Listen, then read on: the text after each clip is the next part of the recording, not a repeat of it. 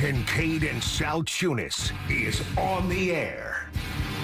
Broadcasting live on the Fanatic app and YouTube channel. Here are your hosts, John Kincade and Andrew Salciunas. 97.5 The Fanatic, Philadelphia. Well, good morning to you, Philadelphia. This is Kincade and Salciunas here on 97.5 The Fanatic on this Thursday morning. Man, when you have Monday off, all of a sudden you go, where did the week go? See, you feel that way. I feel the opposite. When I think the shorter weeks sometimes feel longer. No, I can't believe it's already Thursday. It's awesome. Man. It's been a good week, though. We've had some fun stuff. Hell yeah, we have. I mean, you announced your departure. that was the I sort of hijacked things yesterday. Most fun week that we've had. Yeah, there we go. All right, so Cristopher Sanchez on the mound yesterday for the Philadelphia Phillies. Phillies win 3-2. They are 5-0 against the San Diego Padres this season. They improved their record to 32-29. But the big story is Cristopher Sanchez and his scoreless streak coming to an end yesterday. 50 2/3 consecutive scoreless innings. It is the most in Phillies franchise history. That happened last week, longest ever by a left-handed pitcher. The streak started back on April 30th. He did not allow a single run throughout the month of May. And he went deep in the ball game yesterday before allowing a run. It's not like he went out there and it was the first inning where the Padres scored a run. He went deep in the ball game yesterday. The dude is an incredible story. We've been talking about it for a couple of years now, but this story alone, the cool thing about this, John, is that I could see him starting the streak all over again. That's how dominant of a pitcher he is. He is so relaxed, so comfortable, so cool. And again, the idea that a guy comes out of nowhere to be this dominant ace, to me, is the coolest part of the story. Yeah. And it's something that, you sort of get tired of talking about, but he came out of nowhere because nobody saw this coming. No, nobody did. Nobody told us that. Nobody thought that Cristopher Sanchez was going to end up being this guy to this team at this time. He's amazing. It's so awesome to see. It was so awesome to see his family celebrating like that last night. And what a calm and cool performance. And yes, wussy boy. And I raise my hand here.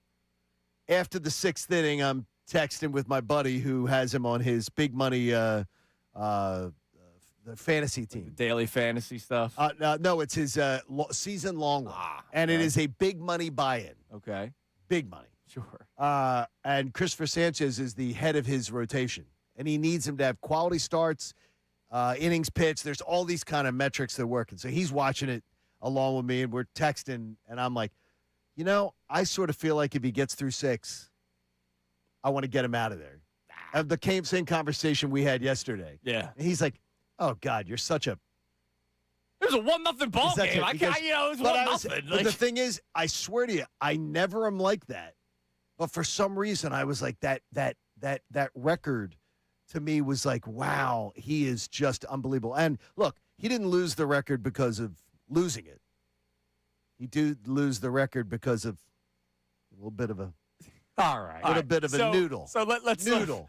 I was going sort of like when you're in the pool and you see the noodle in the pool. I do. Let's be honest. I do wish. Let's be honest. That my major league starting left fielder had a little bit more of a competitive arm. A little bit more. I think that run could have still scored on a normal throw, and I use the word normal. That was one of the worst attempts to a throw home from a left fielder that had the momentum coming forward. Come on. That I've seen in a long time in Major League Baseball. Did it even get to God. It didn't even get to the catcher on the It didn't get to the mound. Well, I mean, it didn't get to the mound. Guys, it's not a Brandon Marsh thing. Wait, Connor. It didn't even get to the pitcher's mound. You gave up a double and a single. That type of single scores a runner probably like 80% Cristopher of the time. Sanchez stinks. Brandon Marsh is. I believe the metrics was 58%. I saw last night or something on the graphs was 58% or 59% on the graphs. I'm not mistaken. So you're right. The majority of the time, it does. A good throw gets him.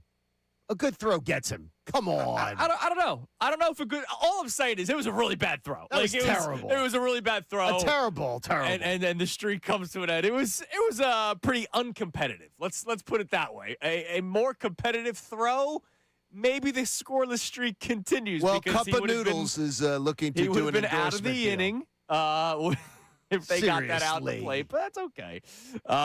Again, congratulations to what Christopher Sanchez has been able to accomplish, and it will continue. Maybe he doesn't put together another 50-inning scoreless streak with his next start, beginning his next start, but what he's been able to accomplish this year in his entire career has been amazing.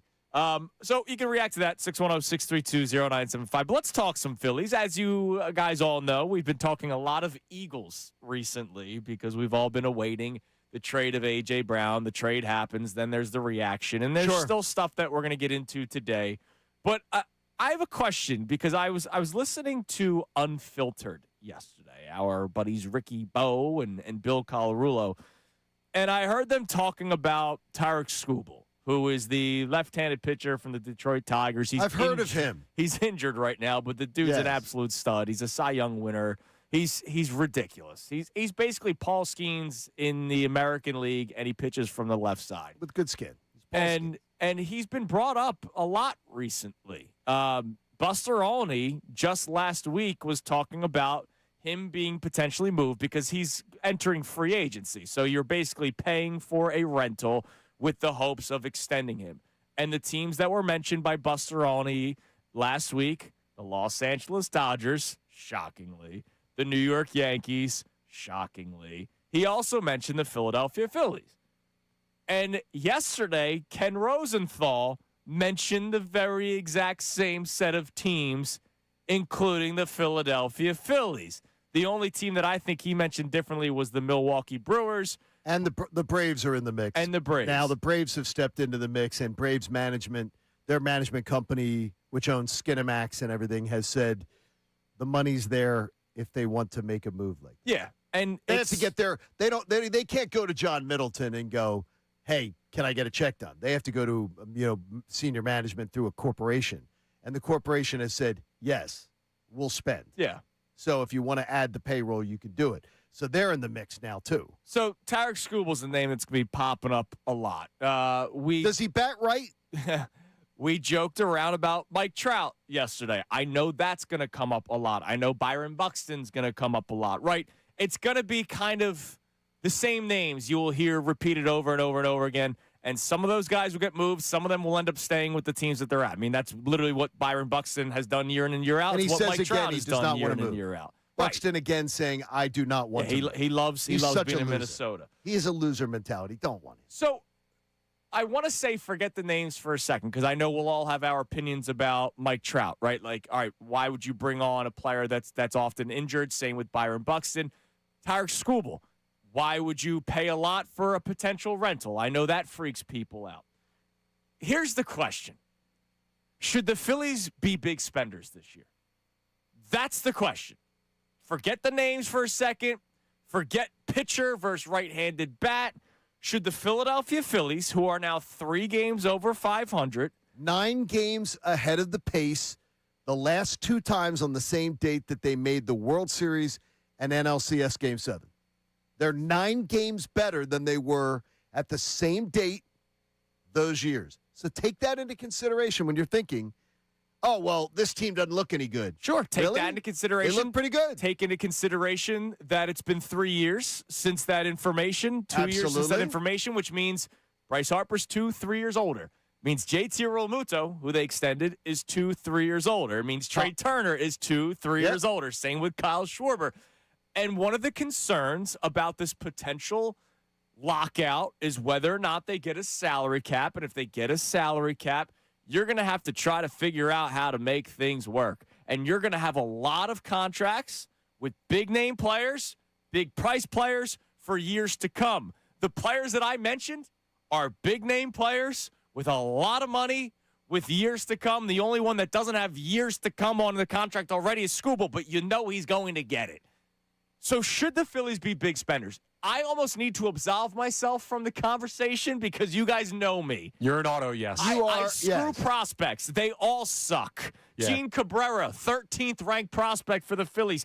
He has an ERA of 12 in the minor leagues right now. Like, that's the latest name that's popped Yeah, up. you do not need to be this is a conversation that doesn't even need to involve you. Yeah, like as far as do we need a yes or no? It's your show today. You're about to leave anyway, look, so you might as well do a day. There's no poll question involved with you. No. But I believe you speak for many, considering the clock is ticking. Yeah. The clock's ticking on this group. So I think you're speaking to a large portion of the fan base that feels like you might as well go for it because this team does not have a bright future. That's the Phillies, scary the thing. Phillies do not have a bright future, no matter how anybody pie in the sky is going to try to spin it to you. The Phillies, in fact, I would tell you right now, on the scale, have pointed to a bleak future, heading towards a salary cap, horrible contracts that they're attached to. So why wouldn't you? Well, and it's amazing. Maybe go for it now. So I bring up Unfiltered, and we'll play a clip from Jason Stark in a minute here because he spoke about Skubal, and Skubal's a freaking stud. And I'm not sitting here waking up saying this is the trade for Tarek Skubal show. Please, it's just exactly. It's the, hey, should they be big spenders or not? I heard Ricky and Bill, somebody texted in, hey, would you move Painter? And they're like, why would you move? Why would you give up from Painter already? Well, it's not give up on Painter. It's acquire one of the best pitchers in Major League Baseball. And then you're saying we are going to sign him. Yeah, like we're it's going not, to like with all due respect to Andrew Painter, are you kidding me? Come on, man. Whose mouth did that come out of? Both Ricky and Bill. Are you kidding me? Both Ricky and Bill. They don't want to give up on him. And then, are you kidding me? And all the you get Tarek people want young players. Now you want to trade them? Yes. Yes, you got Tarek Skubal on the hook. If you know that the money is there to sign him to lock him down, yes, I would rather know that for the next 6 years, I've got Skubal after the lockout, I should say. After a lockout, I've got Skubal at the top of my rotation. By the way, with Cristopher Sanchez and Luzardo, then I've got Andrew Painter at any time, and that's no disrespect to Andrew. No, it's just factual. You said something to me before the show today. Jared Verse, who just got traded from the Rams to the Cleveland Browns. What a perfect press conference in the yesterday. Myles Garrett trade. And Jared Verse, he did say, like, look, I loved L.A. He's probably saying, I don't want to go to Cleveland. I'm in Cleveland. But as anybody who's been there will tell you. He also said something to the extent of, I got traded for Myles Garrett. He said, I got traded for the best player in football. Yeah. So in term, the one radio interview he did was like, he goes, I'm disappointed. And then he goes, I'm disappointed because I love the team I was with. But I got traded for the best player in football. So get over it. Yeah, so I don't think I don't think we have to be respectful to Andrew Painter. No. Like if he gets traded for Tyler Skubal, good for you, man. Andrew Painter, you were valued by that baseball. Right, team. you're not Skubal. Yeah. And you're not projected to be. No. You're not projected to be. And that's okay. And you know what? Anybody who tells you that they don't want to like do something like that, tell me about Aiden Miller right now. Well, let's honestly, tell me about Aiden Miller. And the thing is, I think of you because I was somebody who was like, yeah, Aiden Miller, I'm really excited about Aiden Miller, and you got to keep Aiden Miller and everything. I was somebody who was like, you would have driven down to A-ball and packed for him. You would have gone to the Super 8 that he stays at, and you would have packed for him. Yeah. Like that, you would have had and that's no disrespect to Aiden Miller. No. It's how your philosophy. Here's how I view it. And here's the update on Aiden Miller. He's having a procedure on his back on Friday. Which, by the way, is horrendous news for a young baseball player. Yeah. It is like a death knell. Yeah. He's going to be out 6 to 8 weeks, and then they'll see how it's going. It's terrible. He's getting shut down for the season. He's having a procedure on his back. Like he's not playing baseball. Young baseball players with this, it is a death knell. This is something that young baseball players with their careers, you don't see a lot of. Oh yeah, well guys have this done and then they bounce right back. Yeah. It's bad news. The reason why I'm always so quick to trade a prospect, and I get pushed back from the man across the glass. So many things have to go right to get to the big leagues, let alone become a great big league player. You have to get there first. Are we still shedding tears over Eduardo Tait? Has anyone checked? Do Oh, you not remember last year? There was a lot of talk Dude, there about were him. people losing their minds. How he's the catcher of the future? I go, you don't know anything about him. You don't know him, and that's okay. You're not supposed to because you're not watching single A baseball. He's batting 200 in single A right now. And that's what I said last year it's always my go-to line. But I will just admit that I didn't know a player, a trade goes down or something, and I'll say, I had to Google them. Yeah. I had to go to YouTube. I don't hear that enough from people in our business, let alone enough in the fan base. I hear guys in our business behind microphones talk all the time about prospects and everything. And I will literally just tell the audience, I had to go to YouTube. Yeah. I had to Google because I don't know who these people are. Sorry, he's hitting 209. Oh, Yeah, he's show him some improved. respect. In A ball. He's hitting 209. But that's the point. In A ball. In A ball. Like which this, is glorified, great Florida high school ball. yes. There are a lot of A-ball. steps that prospects have to make to get to the big leagues first, let alone become good big league players. That's why I always say proven versus unknown. I know that Skubal is a Cy Young. I know that Mike Trout, when healthy, is still one of the better outfielders in Major League Baseball. And if you put him on the team today, he's probably your second best player already, statistically. Same with Byron Buxton, right? Again, forget the names for a second. I'm just curious, where are we at? Because there are a lot of fans, John, you say they know that the clock's ticking. They also know the clock's ticking, which means why would you give up a bunch of prospects when you know that they need the influx of young talent? So I'm curious from people today at 610-632-0975, should the Phillies be big spenders? Here's Jason Stark yesterday on with our friends of Unfiltered that did not want to trade for Tarek Skubal, did not want to give up on Andrew Painter and his 5.74 ERA. Here was Jason Stark talking about one of the best pitchers in baseball who is available. I love Tarek Skubal, guy I've talked to quite a bit, and he's special. He's a guy that other pitchers gravitate toward. He's a leader. He's a winner. He would change any team. So would the Phillies be in this? Of course they will. What does Dave Dombrowski love more than anything? Stars. So they had good pitching 2 years ago, and he chased Crochet at the deadline. So of course he'll call on Skubal. But I would look at it this way, guys. I don't know how we think this is realistic. It's going to be a very expensive price to pay in prospects. He's got over $10 million left at the deadline. He's coming off a surgery nobody ever had before. All that would make me think twice. And then, Bill, is what you just said. If you were ranking the Phillies' needs, where would starting pitching rank? It's got to be last, doesn't it? If you're going to give up, Gage Wood or Dante Nori or both, would you give them up for 2 months of Tarek Skubal? Or would it be more for somebody like Byron Buxton, assuming he's even out there? How is that even a debate? I'm out on Byron Buxton, by the way. I know you have been for a couple of years. There's no way I'm going for the Minnesota version of Joel Embiid, who continually says, I just want to stay here. I do not want to go anywhere. I love being on he's like Mike Trout light.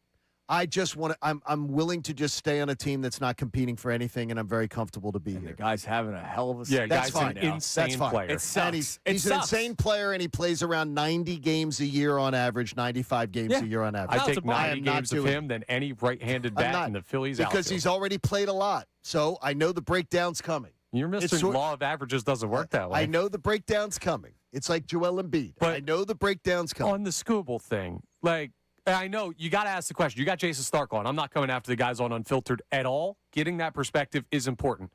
But asking Jason Stark if the Phillies will trade for Tarek Skubal is like hiring a plumber to teach you how to flush your toilet. It's very simplistic to be able to say, this is not happening. There's no world where they trade for Tarek Skubal. Look, I don't believe it. I don't believe it. But again, that's not. But I just want to make it clear that's not the topic today. No, it's right. Should the Phillies be spenders? Because there is a ticking time bomb that is the Philadelphia Phillies. Yeah. So there's two ways of looking at it. One way of looking at it is, all right, we got to strike now because they haven't. Or the other way of looking at it is, I'm not touching a damn prospect because this team's getting old and I need an influx of young talent. You know me. Screw the prospects. You make absolutely the trades. I am biased in this conversation. I wonder how many other people feel that way. I think more people are going to fall towards your way of thinking is that because if they're smart, and I'm just going to say right now, is look, they've already taken us down the road of these horrendous contracts. The Phillies do not have a bright future. The Phillies have a terrible, bleak future. That's a little far, but I know the point you're trying to make. The Phillies have a horrendous lineup that is locked in with old man contracts. The Phillies have a horrible talent funnel of bats. They have and position players. Horrible. One of the worst in baseball. As far as they have nobody on the horizon to say, well, we got this guy who are going to be coming up in the next 3 or 4 years. I think that's a little bit on the negative side, but what I will say is as somebody who's a prospect defender, bring these guys up. I'll point out that Cristopher Sanchez was acquired as a prospect, the guy who just had a historic inning streak. You're pot committed this year. You are all in. You spend expensively. You do whatever it takes. That's a big step for you, Connor. I look, we're bridging gaps. The Dominican Austin Wells, who does not agree with me often. He doesn't. He's Team Chunas. Oh, my gosh. He said, broke back Aiden Miller is a disaster. I'm officially out on prospects, Team Chunas. I've never had that view, but I'm done with the prospects. He also believes Brandon Marsh should have a partnership with Rice-A-Roni for that noodle Well, bar. I think it's cup of noodles that they could actually get it in, like to put it on the outfield wall because, yes. By the way, it is the graphs was, I was incorrect.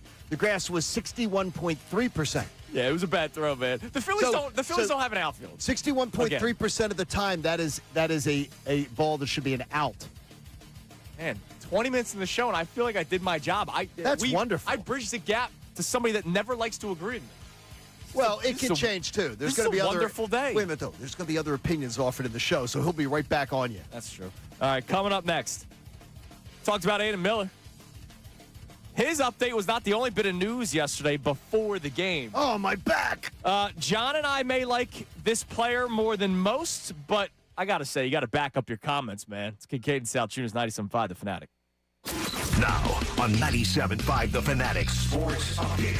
Sanchez's streak ends. I'm Connor Thomas, and the historic scoreless inning streak came to an end for Cristopher Sanchez last night in the Phillies' 3-2 win over the Padres. Jackson Merrill's RBI single with 2 outs in the 7th was the first run Sanchez allowed in 50 2/3 innings. It is the 5th longest streak in baseball history since the mound moved to its current distance and 3rd longest in the live ball era. Don Mattingly talked after the game about the streak. I mean, you know, at some point it's going to end, but obviously Sanchez puts himself in the history books. Yeah, I don't know what else you ask. I know my vocabulary probably is not good enough for him right now, but it's just been amazing to watch.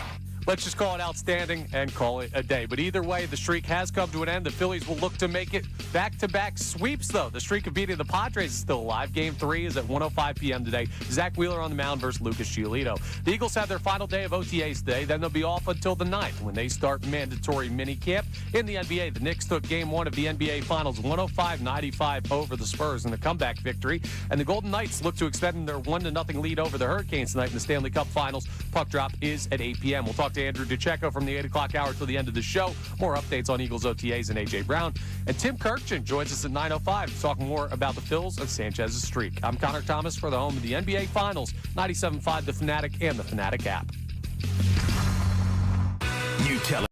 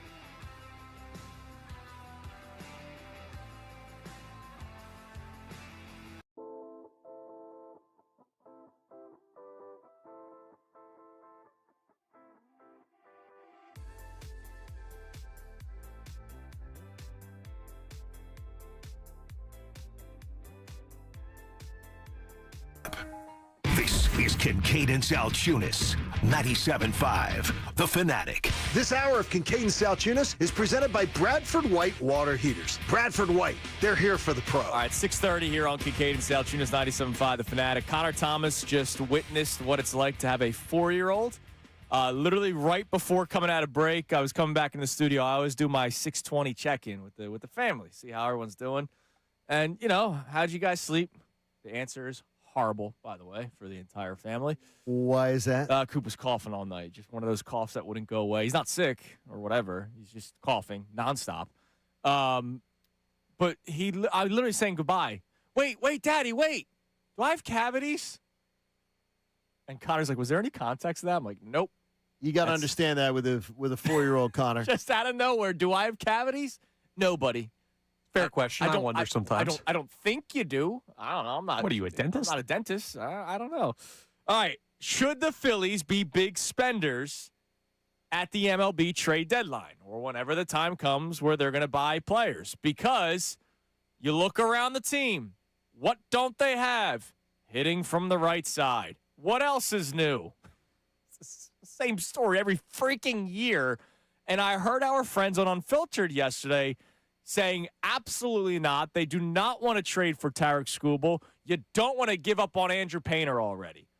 To my response to them is, it's not that you're giving up on a guy. If they did trade for Tarek Skubal, which I don't believe is happening, but let's just say they did, and Andrew Painter was involved, it wasn't that you gave up on the kid. It's that you wanted to get one of the best pitchers in Major League Baseball on your team. It's not giving up on someone. Seriously. It's trading away one of your top prospects, even though he's in the big leagues now, for one of the best pitchers in baseball. What are we doing here? This goes back to that stupid Shohei Ohtani trade proposal that included Bryson Stott. And there were people in this city that said, no, he's young. I don't want to give up on him. You're doing it for Shohei Ohtani. It's not giving up on a young player. It's using that young player, the asset that is the young player that nobody really knows about, to acquire somebody that everybody knows. Why is that so hard to understand? Especially right now, look, here's another thing with the Phillies prospects. The Phillies are horrible with prospects. Yes, very bad. So if the Phillies have prospects and somebody likes them, there's a really, really good chance that the Phillies prospects suck. There's a really good chance because we've heard about them forever and ever. And there's a really good chance that prospect is going to end up sucking. I'm just being honest with you. And I only have like 4 decades of data to be able to show you. Right. So there's a really good chance that if the Phillies are telling you and you're talking about them going, wow, here's this great prospect the Phillies have, they're most likely going to suck. So to me, I would absolutely be more in your camp of you got to go for this because you went into this, let's go with the Golden Girls and build this old team, broken down team, and just hope for the best. Like right now, one of their top prospects is Rinconi. He's 25. Oh, man. He's 25 years old. Otto Kemp, championship-type player. He stinks. Like, these are the guys. And Aiden Miller, it's a shame, but he is your top prospect, and he's getting a back surgery. And your top prospect, you've got nothing. You've got he has no value. Yeah. And your third prospect is the 17-year-old. Your top prospect in baseball. Think of every franchise in baseball. If they were to say our top minor league prospect is this guy, and they'd say, well, what could they get at the trade deadline for their top prospect? The Phillies couldn't get anything right now for Aiden Miller. Yeah. Nothing. So you've got to just say, look, we have this absolutely horrible, we did this horrible deal with all these old guys. We have just, doubled down on. They doubled down on dumb. But since they did it, you got to make a run at it this year. All right, well, we'll get to the text line here because I wonder if some people will say, yeah, because of the old players, I don't want to acquire anybody. So we'll get to the text line in a second. But Nick Castellanos was DFA'd yesterday. John, you and I have talked about Castellanos a lot on the show. We like him more than most people do in this city. Well, do we? I don't know. He got the standing ovation the other fans, night. He did not receive he got great response. Yeah, he did. But he was DFA'd. Now, the one thing I will point out, he did a lot of chirping about, I respect guys that have done it. Okay. You know, the shot toward Rob Thompson. Okay. You know, they didn't want me in this clubhouse. He sucked this year. Like, he was really, really He did. bad. So what does that have to do with his, what he's talking about there? He just he had a lot of things to say, and he very, very, very little backed that up. I think he's I don't understand. I don't understand. It has nothing to do with what he said, though. You got to back. He talked a lot. You got to back it up a little bit. He got DFA'd. I mean, he's no, he did. He got done. DFA'd. He got DFA'd. There are a lot of great players who get DFA'd at the end of their career, like players who hang on too long. I mean, he's not a great player, so he's not like a great player who got DFA'd, but he is a guy who absolutely, when he's talking about Rob Thompson and talking about listening to people, that's still a valid point. For his, I don't know if you may not agree with it. Yeah, but remember, like, Craig Stammen was such a great manager because he's played in Major League Baseball, and, well, he's the manager of the team that just released you because you're batting below 200. Okay. So it happened. It doesn't change his opinion on Stammen, though. Right, but I mean, he can have the opinion, but if you're going to have that opinion of this would be better for me, and then you go somewhere and you're worse, you're wrong. Yeah, he's worse in San Diego than he was here in Philadelphia. That doesn't make him wrong about that opinion, about who he's. No, I'm who he's saying playing if you're for. going to talk, you got to back it up a little bit. And he didn't back it up at all. Or he just couldn't. He's done. He's not even on the team Or anymore. he just couldn't do it. It's just it's toast. It couldn't happen. It's done. It's over. It doesn't change his opinion that I'd rather work for a guy. I'd rather listen to a guy. I'd rather take advice from a guy who's actually done it, a guy who I can more relate to. I can absolutely believe that. Ask Jalen Hurts right now. Well, yeah. Ask Jalen Hurts if he can absolutely get more out of a conversation talking to Sean Mannion, a guy who played big-time Division I college football in the Pac-12 as a starting quarterback, played in big-time college football games, big-time stadiums and everything, or he could last year with Kevin Petullo. It's not like, guys, you're taking one thing. It doesn't conflate. Yes, he sucked. Yeah, I'm just saying it was a. But that has nothing when you talk as much as you do, and then. But it has nothing to do with the Rob Thompson Thompson discussion. It has nothing to do with that. The Rob Thompson discussion is completely different. He couldn't get it done. He couldn't, like many other baseball players at their end of their career. They think they got it. They don't. And by the way, a lot of guys just falling off the map late. It just is. The amount of guys right now, like I said the other day, they have to change the Mendoza line. I told Amy. We have to change the Mendoza line's no longer a thing. Well, it's got to be a new player's name. We have too many guys hitting below 200 in baseball. It's a joke. Like there used to be one guy in baseball. That's why his name was. Until I was your age. Until I was the two of your ages. There used to be one guy in baseball a year. Maybe two. Maybe. There was never everyday players that were falling under that mark, the Mendoza line. And it was huge news when they did. Get used to it. In Different baseball, game, man. It's not changing. In baseball today, no, it sucks. I told you, Jazz Chisholm. It sucks. Batting 240. Third highest batting average It's if he was on the unbelievable. Phillies right now. It's crazy. It's unbelievable. All right, let's go to the Davis Honda text line. Feel the Davis difference. Check them out in Burlington. Should the Phillies be big spenders when the time comes because of where we're at with this baseball team, or should they not be big spenders because of where we're at with the future of this baseball team? What do we got? Chris from Lancaster checks in and says, I used to be on the don't trade the good prospects train, but now, as Michael Jordan once said, believe them, kids. Get me somebody who can hit. I wonder, theory, will there be more people on the side of Andrew Salciunas, which is bleep them prospects? Like, I don't care about any of them, proven versus unknown, every single day of the week. I've never wavered from that opinion. How much of it is because Aiden Miller's injury, your top prospect, Andrew Painter not being that good since he came up to the big leagues, your former top prospect, and Justin Crawford has been okay. I'm not writing these guys off. Like, I still think Andrew Painter is going to be a major league pitcher. I still think Justin Crawford is going to be an everyday outfielder.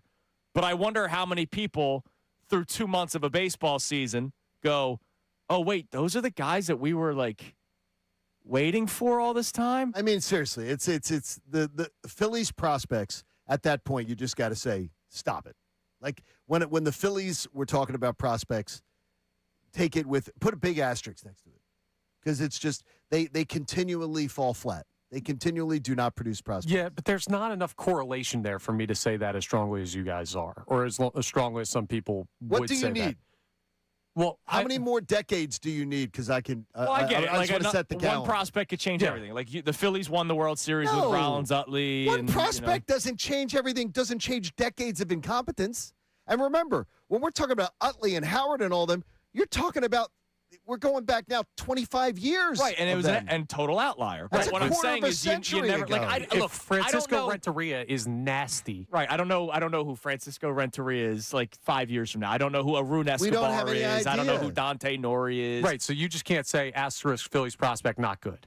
Now, have they done a poor job compared to their peers largely in developing prospects? Yes. And can that push you more to wanting to move players? Yes, but I don't think it's fair to put a blanket Phillies prospect asterisk not good. But right now, I can say I look at the prospects and I go, what do they have here? One of their top prospects is a 25-year-old. Like he's ancient for prospects. Like for prospects, The Phillies, he's ancient. And the Phillies talk about the Phillies have the nerve, and I mean the nerve. It's embarrassing to lecture us during the offseason about people like Otto Kemp being a prospect. Championship type player. No other organization is talking about a guy like Otto Kemp with either his skill set, his age, or otherwise being a prospect. Except for Dave Dombrowski. It's embarrassing, and they just believe it. Yeah, my only argument would be the logical reason to go all in is not the quality of the prospect. It's the fact that your major league roster is pot committed, and damn the torpedoes, full speed ahead. That's where we're at. All right. But I wonder how many people would say, because of that, we need to have the young players. Don't trade the young players away. To which I'd respond with, what do you know about Isn't said it young man the players? torpedoes? No, it's damn the torpedoes. I don't care about the torpedoes. We're going I thought full it was speed. man the torpedoes. I believe it is damn. Is it? Damn the Torpedoes is also a song by Tom Petty and the Heartbreakers. Well, no, but I thought You it say said Tom man. Petty. I thought man the torpedoes is the. I always thought. You kids are just coming up with new terms. All right, coming up next, what year is it? It is man the torpedoes. What am I saying? Connor.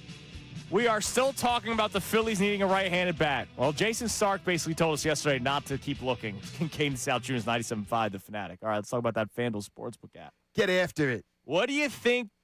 Who do you think will be wearing the ring at the end of the NBA Finals? Knicks take a 1-0 series lead last night. How about it? Take your shot with FanDuel, and you might just be celebrating a victory of your own. I would still look at San Antonio to win this series. Right now, new customers can hit the court with $350 in bonus bets guaranteed after betting $5 for 7 straight days. So 7 straight days. They're not playing tonight, so you would have to use this and bet on a baseball game. And I'm expecting a big day for the Fightins later on this afternoon. FanDuel in partnership with Valley Forge is the best place to bet all your favorite players during the NBA's biggest event. Play your game any way you want. You can seek out individual player markets or baskets, rebounds, build an epic same-game parlay for a chance at a bigger payout. Like I've been telling you a couple times, you could just do the Wemby parlay and go with his over in points and rebounds and assists and block shots. He had a nice night yesterday, 26 points, 12 rebounds, 3 blocks. Way too many turnovers there.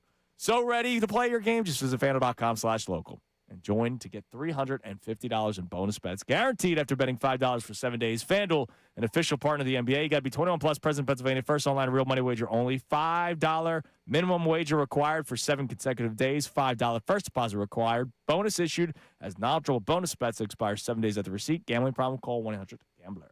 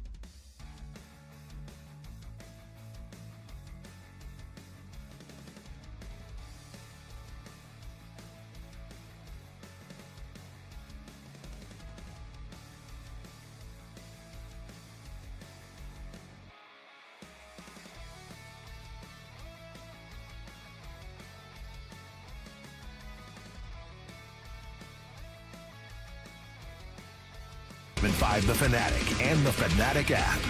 There's an uproar during the break. Is it damn the torpedoes or man the torpedoes? Well, there's two plaques, but there's more to damn the torpedoes as people, but on the same boat, I guess people heard different things. Well, those are two close Doesn't words. damn the torpedoes make no Is sense? she saying Pam or Pan? Exactly. I could help with the pan discussion. Exactly. All right. Should the Phillies be big spenders at the deadline when that time comes? Stanley chimes in on our YouTube chat.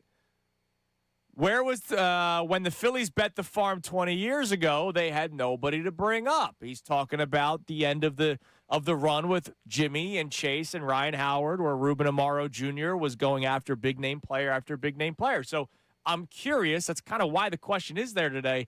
How many people are looking at the overall age of this baseball team and wondering either A, let's go after this window now, or B, hey, I don't think they're going to win, so let's have a window ready for down the road. What do we have as the poll of the day brought to us by Dr. Avidan Appel and Iron Mountain Men's Health, Connor? Believe it or not, the poll of the day question is exactly what our main question of the show is today. That's how strong our polls are every single day, thanks to Dr. Avidan Appel. Should the Phillies be all-in big spenders at the trade deadline this year or the early returns?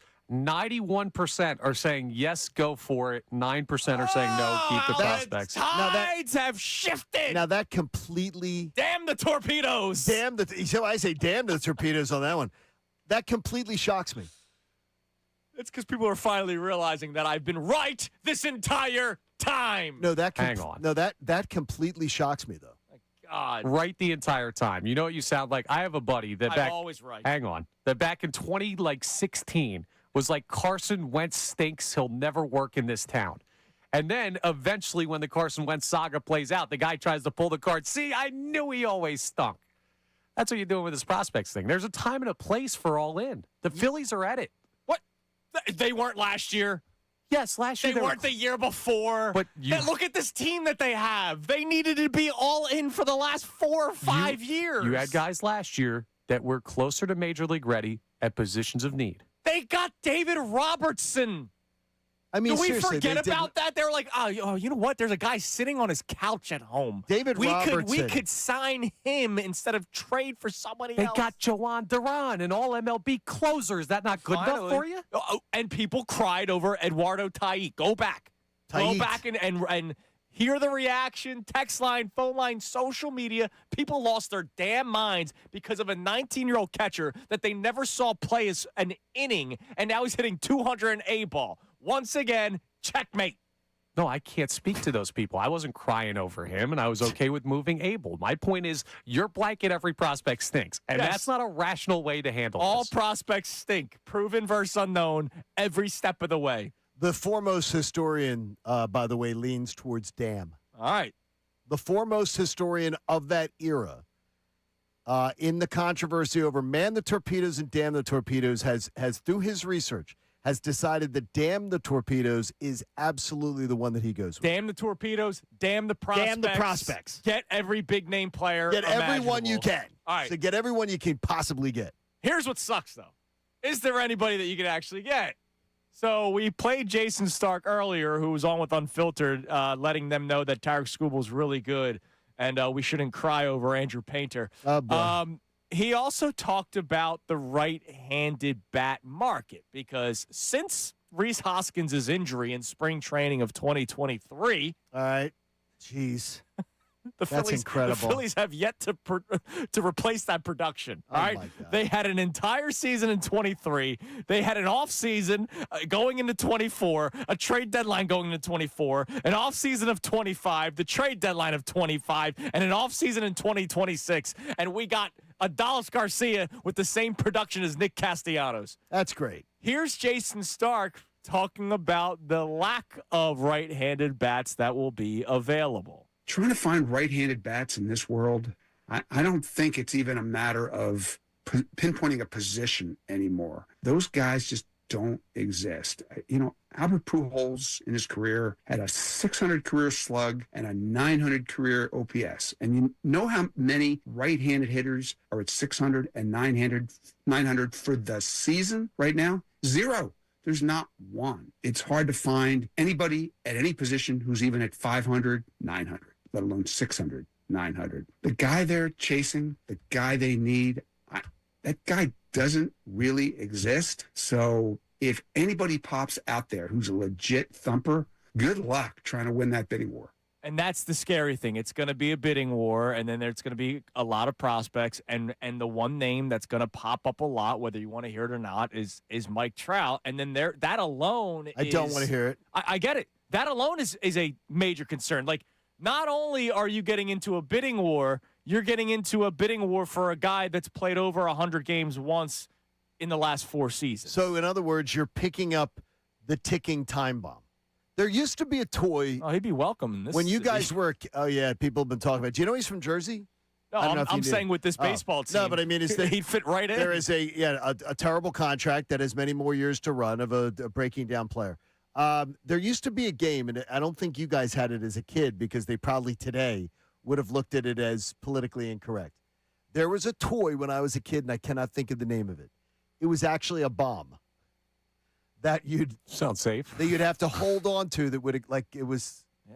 And it would it would blow apart. That's good. It was like, you're worried about our but generation. it wouldn't blow up it wouldn't blow. But it was like a plastic toy. But it would blow up. It would tick, tick, tick, tick, tick, tick, tick, and then it would break apart. And you had to do something with it before it broke apart. I think about that with Mike Trout. How many games has he played this year? Yeah, Johnny, How many games has he played? You said the Phillies have a horrendous future. They do. Like They have 30 minutes ago. Horrendous future. What do you care if you add a second bomb to a bomb? No, I don't blow up regardless. I don't want to make it. If someone says to me, "Man, you're in a really crappy financial situation, John," okay, well then I'm just going to go do something else stupid to make it even a bigger financial hole. Pot committed, Johnny. I That's don't where want the to do Phillies that. are. No. By the way, he's played in 62 games. Are you kidding me? Oh my gosh, the clock is ticking on Trout. Hey, he played in 130 He played games 130 last year. 130, and people were celebrating that like maybe it's, he's beating Father Time, man. Uh-huh. Some other miracle drug has come up. All right, coming up next. Every once in a while, I like to ask myself, am I missing something, John? I think that's important in life. Yes. Introspection? Yeah. Yeah. Are we missing something with the Eagles? My biggest nemesis in sports has struck again, Johnny. So I'll ask, are we missing something? We'll get into that coming up next. And another comment on Phillies prospects that I would like to address. It's Kincade Salciunas, 97.5 The Fanatic. Now on 97.5 The Fanatic Sports Update. A historic run ends. I'm Connor Thomas, and the historic scoreless inning streak came to an end for Cristopher Sanchez last night in the Phillies' 3-2 win over the Padres. Jackson Merrill's RBI single with 2 outs in the 7th was the first run Sanchez allowed in 50 2/3 innings. That mark is the 5th longest streak in baseball history since the mound moved back to its current distance, and 3rd longest in the live ball era. JT Realmuto, who caught that streak, talked about it after the game. That's definitely the most special run I've been a part of, and I got a front row seat to it, so I probably have the best seat in the house. No, he's just been exceptional for us. He's been that guy for years, and it's good to see how much recognition he's getting because this is how good of a pitcher he's been for a while now. That audio via the NBC Sports Philadelphia TV broadcast. The Phillies look to make it back-to-back sweeps against the Padres today at 1:05 p.m. Zach Wheeler on the mound facing off against Lucas Giolito. The Eagles have their final day of OTAs today. Then they'll be off until the 9th when they start mandatory mini-camp. The Knicks took Game 1 of the NBA Finals 105-95 over the San Antonio Spurs. And the Golden Knights look to extend their 1-0 lead over the Hurricanes tonight in the Stanley Cup Finals. Puck drop is at 8 p.m. Andrew DeCecco joins us from the 8 o'clock hour till the end of the show. Tim Kirkjian talks some baseball with us at 9:05. This update is brought to you by Mothers Against Drunk Driving. For victims of drunk and drug driving, your grief is unique, but you are not alone. You always have a place in MADD. Call the 24-hour victim helpline at 877-MADD-HELP or visit MADD.org. I'm Connor Thomas for the home of the NBA Finals, 97.5 The Fanatic and the Fanatic app.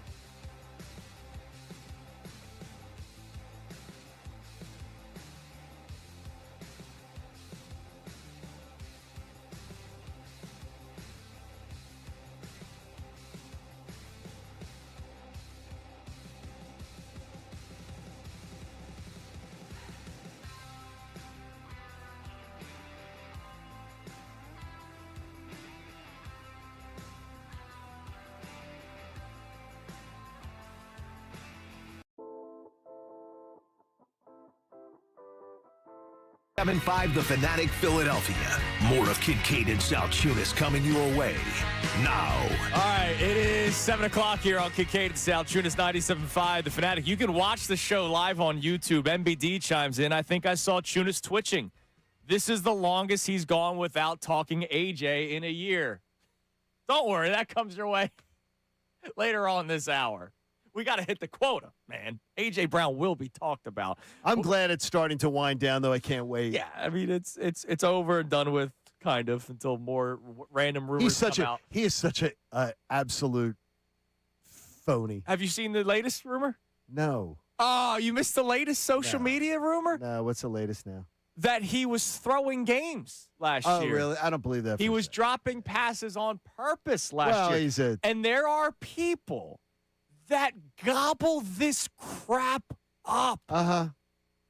Look, watch the game against the Chargers. Dude, there are people who were believing stories about a masseuse, stories about stolen cars, stories about, like people that were also totally not believing Jeff McClain. People believe in lizard people and birds aren't real and the earth's flat. Well, you're one of them. Well, the birds. We'll talk about that. There's a lot of crazy people out there. Yeah, I mean, there is. There are crazy people out there. I worry about people. A.J. Brown wants to go to the Hall of Fame, right? Like, that's being talked about, right? Like, one of the reasons why he wanted out of here is his stats, right? By the way, we've talked that this has been documented by reporters. So why would he drop passes on purpose? That's if he's trying to get his stats. He wants stats. Come on, so guys. The last thing he wants is that. By the way, he's not a Hall of Famer. Right now, he's not. He might one day. We don't know. Well, I mean, we're going to see. Yeah, I'll make the prediction now. Okay. He's not a Hall of Famer. Yeah. I mean, right now, he's not. I'd love to see anything. I'd love to see him in an orange vest picking up trash on the side of the road.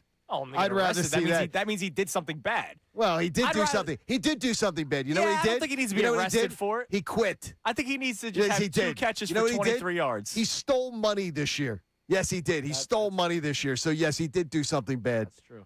Want the cops to come in and get him.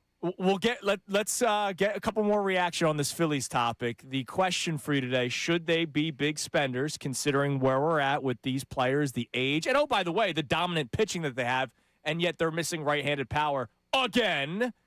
Or because of where they're at with their ages, should the Phillies hold on to their prospects? One more comment on YouTube before we get to the phones and the Davis Honda text line. Then we'll get to this Eagles discussion. Stanley chimes in, Stanley was the one that pointed out, hey, the reason why you went through a drought was because you had no prospects. Go to the Iron Pigs game tonight. The Phillies have 5 to 8 prospects. Stanley, respectfully, if you go to the MLB.com and the list of prospects that the Phillies have, like these are the Phillies prospects, their order of top prospects. They have 3 prospects at AAA that are in the top 30 of their organization. Aiden Miller, who has zero worth in Major League Baseball right now. Because of the back. Rincones, who is 25 years old. Who's not I don't even think 25 years old should be tied to the word prospect. And Keaton Anthony, who plays first base. Where's he playing? Because what does a 25-year-old prospect mean? That they haven't been able to get to the big league. Correct. So I don't even think 25 and prospect should be in the same sentence. Keaton Anthony's 24, so it's not like he's... Yeah, all the guys for the Phils are in AA, so if you want to see the prospects, go to Reddick. Yeah, where you see Gage Wood and Arun Escobar. You're 25 and you're a prospect? Yeah. Dude, it's almost like you have a hobby. It's like you have a hobby. It's a rough cupboard that they got going on right now. All right, let's go to our man, Tasty Cake. Dom. What's up, Dommy? Hi, Dom. Hey, John. Connor. Hey, Andrew. What's up, Dom? How are you? I was very proud. I wanted to just say one thing real quick. So I had a doctor's appointment yesterday, and I have to go into transport because of the wheelchair. Mm-hmm. Yeah. And the driver had you guys on and was saying great things about the show. Made me very proud of you. We love that. Oh, that's awesome. You must have felt safe in that car. Shout out to that driver. Yeah, really good. Well, he was great, John, except I got LeBron'd to death. Oh, no. He was a LeBron guy. Well, there's worse great players. Yes. He's LeBron is the GOAT, and he went on like a 20-minute anti-Jordan thing. Yes, I love man. I love Well, that. you can't help that. That's the You can't help. Mental illness is a thing. That's Dom. awesome. Mental illness is a thing. Dom, should the Phillies What? be big spenders, man? Well, to me, it's so simple, right, John? If you got Zach Wheeler and Chris Sanchez pitching 4 times in a playoff game, as anemic as this offense is, you got a shot. Yes. You got a shot. Yes. If you could, So if you can enhance that lineup at all and give yourself a better shot, of course you have to buy And that in. means trading away the young prospects that people hold on to so dearly, and yet they've never watched an inning of them play baseball. Yes. I And the love it. one last thing that I could say, Andrew, is for all these blowhards that were ripping the JT contract, did anybody that ripped that JT contract, did you like Sunday, the batting practice session when JT wasn't calling the game? Did you enjoy that game? Yeah, but I don't want to When, pay him when top. Painter was throwing underhanded I because don't want to pay JT him top. wasn't. I'm not paying the guy top dollar at the catcher position and top dollar for 3 years. No, I'll rip that contract. And no, that just means that the guy that they have behind him needs to be better next year. Be better calling the game than JT. There is, John. Every time Zach Wheeler pitches a great game, he says JT. They credit JT calling the game all the time. Dom, I know, man, but he's 35 years old, and they just gave him a 3-year And contract he's a black extension. hole. Now, Thanks last for the night he got a call, home man. run, and someone's like, yeah, and I saw it last I see night. it. BCIB engaged. And I was like, oh, my gosh, stop it. Third of the year. Stop it. He's a fourth of the way to his total last Oh, year. Hitting God. season. Yeah, hitting season. Charlie was in the building last night. That's why like he that. went yard because the Magic manually ran out, so There you they go. needed to get Still can't manual score manual more than Magic. 4 runs in a game. It's but unbelievable, man. They need a right-handed power bat, which unfortunately there's not many out there, and you're gonna have to pay a lot of prospects to get them. Do it. I don't care about prospects. All right, we're having the Davis Honda text line. Feel the Davis difference. Check them out in Burlington. Stan from Yardley checks in, says, good morning, guys. They can't be all in when they're this far behind in the division race. If they were within 2 or 3 games, yes, pushing the chips in is fine. But as they sit right now, it doesn't make sense. That's ridiculous. They're 9 games ahead of the pace on this date. We wake up this morning. They are 9 games ahead of the pace that they were in 2022 when they went to Game 6 of the World Series and Rob Thompson somehow felt the need to take Zach Wheeler out of a game. And they went to Game 7 of the NLCS the next year. They're 9 games better this year. How can you say that? The division doesn't matter. They didn't win the division either one of those years. It doesn't matter. What matters is what the team can do in October. Come on now. Come on. Have we not seen enough? And to Domi's point, Jeez. when you have Wheeler Sanchez, you're in every ball game. I mean, every those, ball game. those two are incredible. But if you might need a bat. Yeah, I'm not worried shocker. about Atlanta or the division. Now, if there's somebody who's saying it's the Los Angeles Dodgers Invitational for the 3rd straight year, and I'd rather live for a time where maybe they're not this dominant, that I can understand more. I'm still going all in. They're not Yeah, going that's- away anytime soon. Yeah, but that's somebody, though, again, I would just say to you that did not watch last year's World Series. Because the Toronto Blue Jays had multiple opportunities to win the World Series and didn't do it. The Phillies had multiple opportunities to beat the Dodgers They're and one didn't throw do it. away, one pitch And the away. Phillies They did, got and good that is the Phillies not doing it. That's not the Phillies not having being right there to do it. They didn't do it. No, they just and the kinda small. and the Blue Jays, if they had a competent third base coach, win the World Series, beat the Dodgers. The Dodgers can be beaten. They can be beaten, and they've shown it over and over again. All right. Do you guys know who my biggest nemesis is? Yeah, of course. Who is it? It's the computer. Yes. Good job, Connor. You hate the computer. Your We papa. have the ESPN Football Power Index. Now that I think they were all waiting to see what would happen with A.J. Brown. And now that they've reached OTAs, we have the Football Power Index, Johnny. Okay. And the computer at ESPN going into the season has the Eagles ranked 10th among teams in the NFL, according to their algorithm. Number 1 is the Rams. No surprise there. Bills 2, Ravens 3, Seahawks 4, Niners 5, Packers 6, Chargers 7, Lions 8, Chiefs 9, Eagles at 10. All right. what's crazy is the team that is 11th, the Dallas Cowboys, right behind the Philadelphia Eagles. And this isn't a Vegas betting thing. This is whatever algorithm that they have based off of roster construction and over-unders and all that kind of stuff. An algorithm that who has? ESPN. Okay, that's important to note. The Cowboys are right behind the Eagles. Best chance to win the Super Bowl. The Eagles are, once again, 10th among all teams in the NFL for chances to win a Super Bowl. They have their most likely Super Bowl matchups. The Eagles are not in any of the top 10 most likely Super Bowl matchups. Basically, they're not giving the Eagles a shot. Really? And once more, I will try to find a way to infiltrate Bristol. I might be going up soon for a weekend and rip out the cords of the Football Power Index. I will probably be fired immediately if I did do that, Johnny, but I think I have to do it for the sake of Philadelphia sports because it's ridiculous. Well, I will tell you, it is a absolutely worthless piece of whatever it's written on. It's worthless. It's whatever it is absolutely worthless. So my question is, are we missing something? Yes. Here's what you're missing. Their thing. Can you tell me this? And I'm going to tell you right now. Are the Rams, Seahawks, and 49ers ahead of the Eagles? All three are, yes. Okay. Well, I will tell you right there that anyone who knows a study of statistics would tell you that they would throw that out. Because there's no statistical way that all three of those teams would all in the same division would have a better chance of going to the Super Bowl than the Eagles would in their division right there.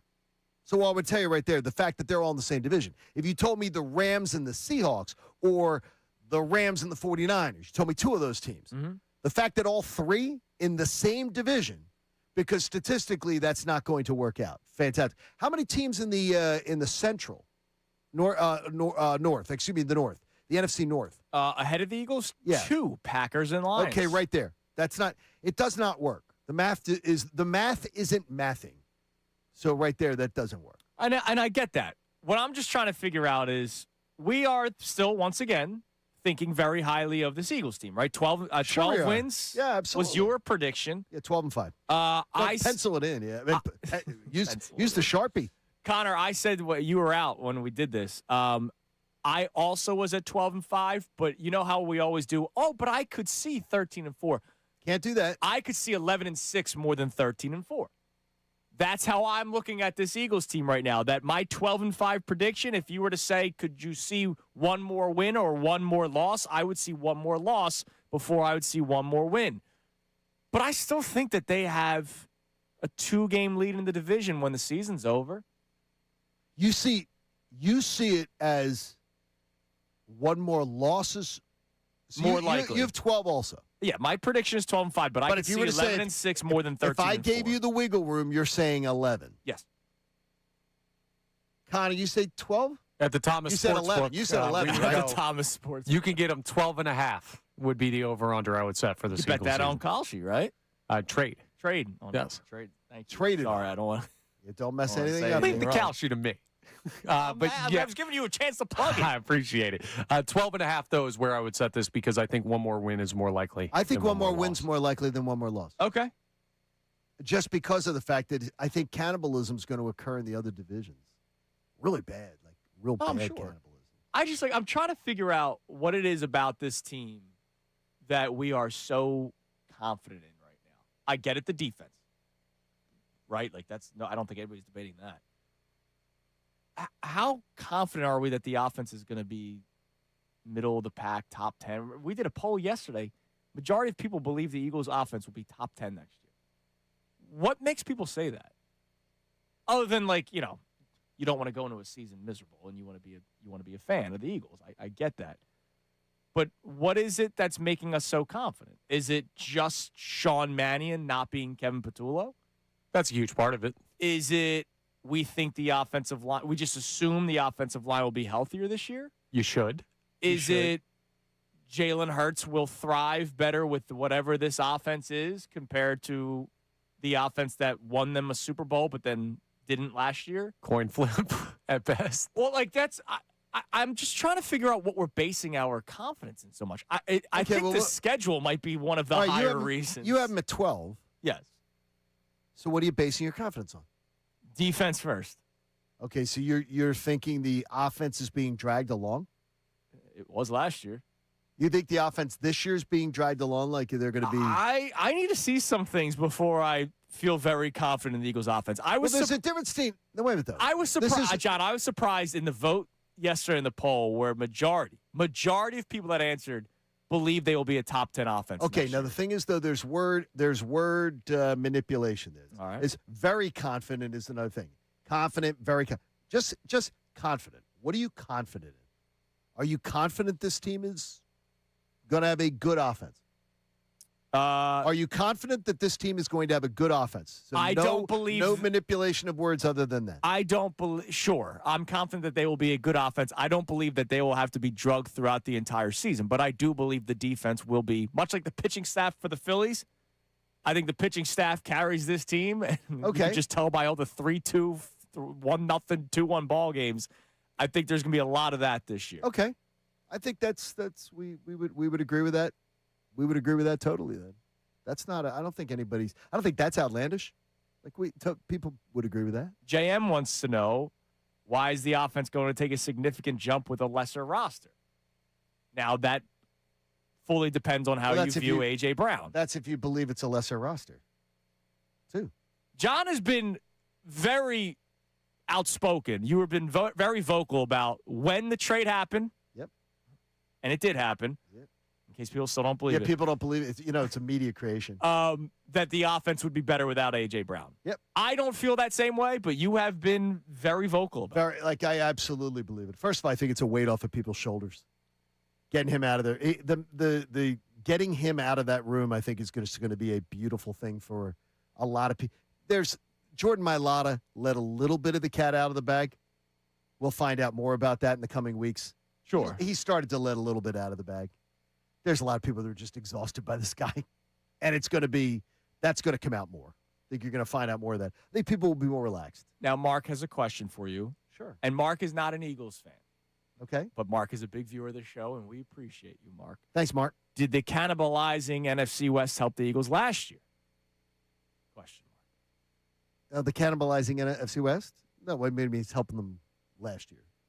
He's wondering, you're saying you think they're going to beat each other up so much this year that it might help out the Eagles, whereas just last year you had two teams in the NFC Championship game and one team beat you. No, what I'm saying to you is, as far as I was just referring to the 10, if you're telling me that the Eagles have 10th best odds, you can't tell me that there are first of all, that there are three teams in the same division ahead of them in the 10 best odds. But I'm going to tell you that a statistical study of that would tell you. Yeah, but two of the teams were ahead of you, and the one that wasn't beat you last year. It literally happened last season. Well, that is not something where they would tell you the 10th best odds to get to a Super Bowl.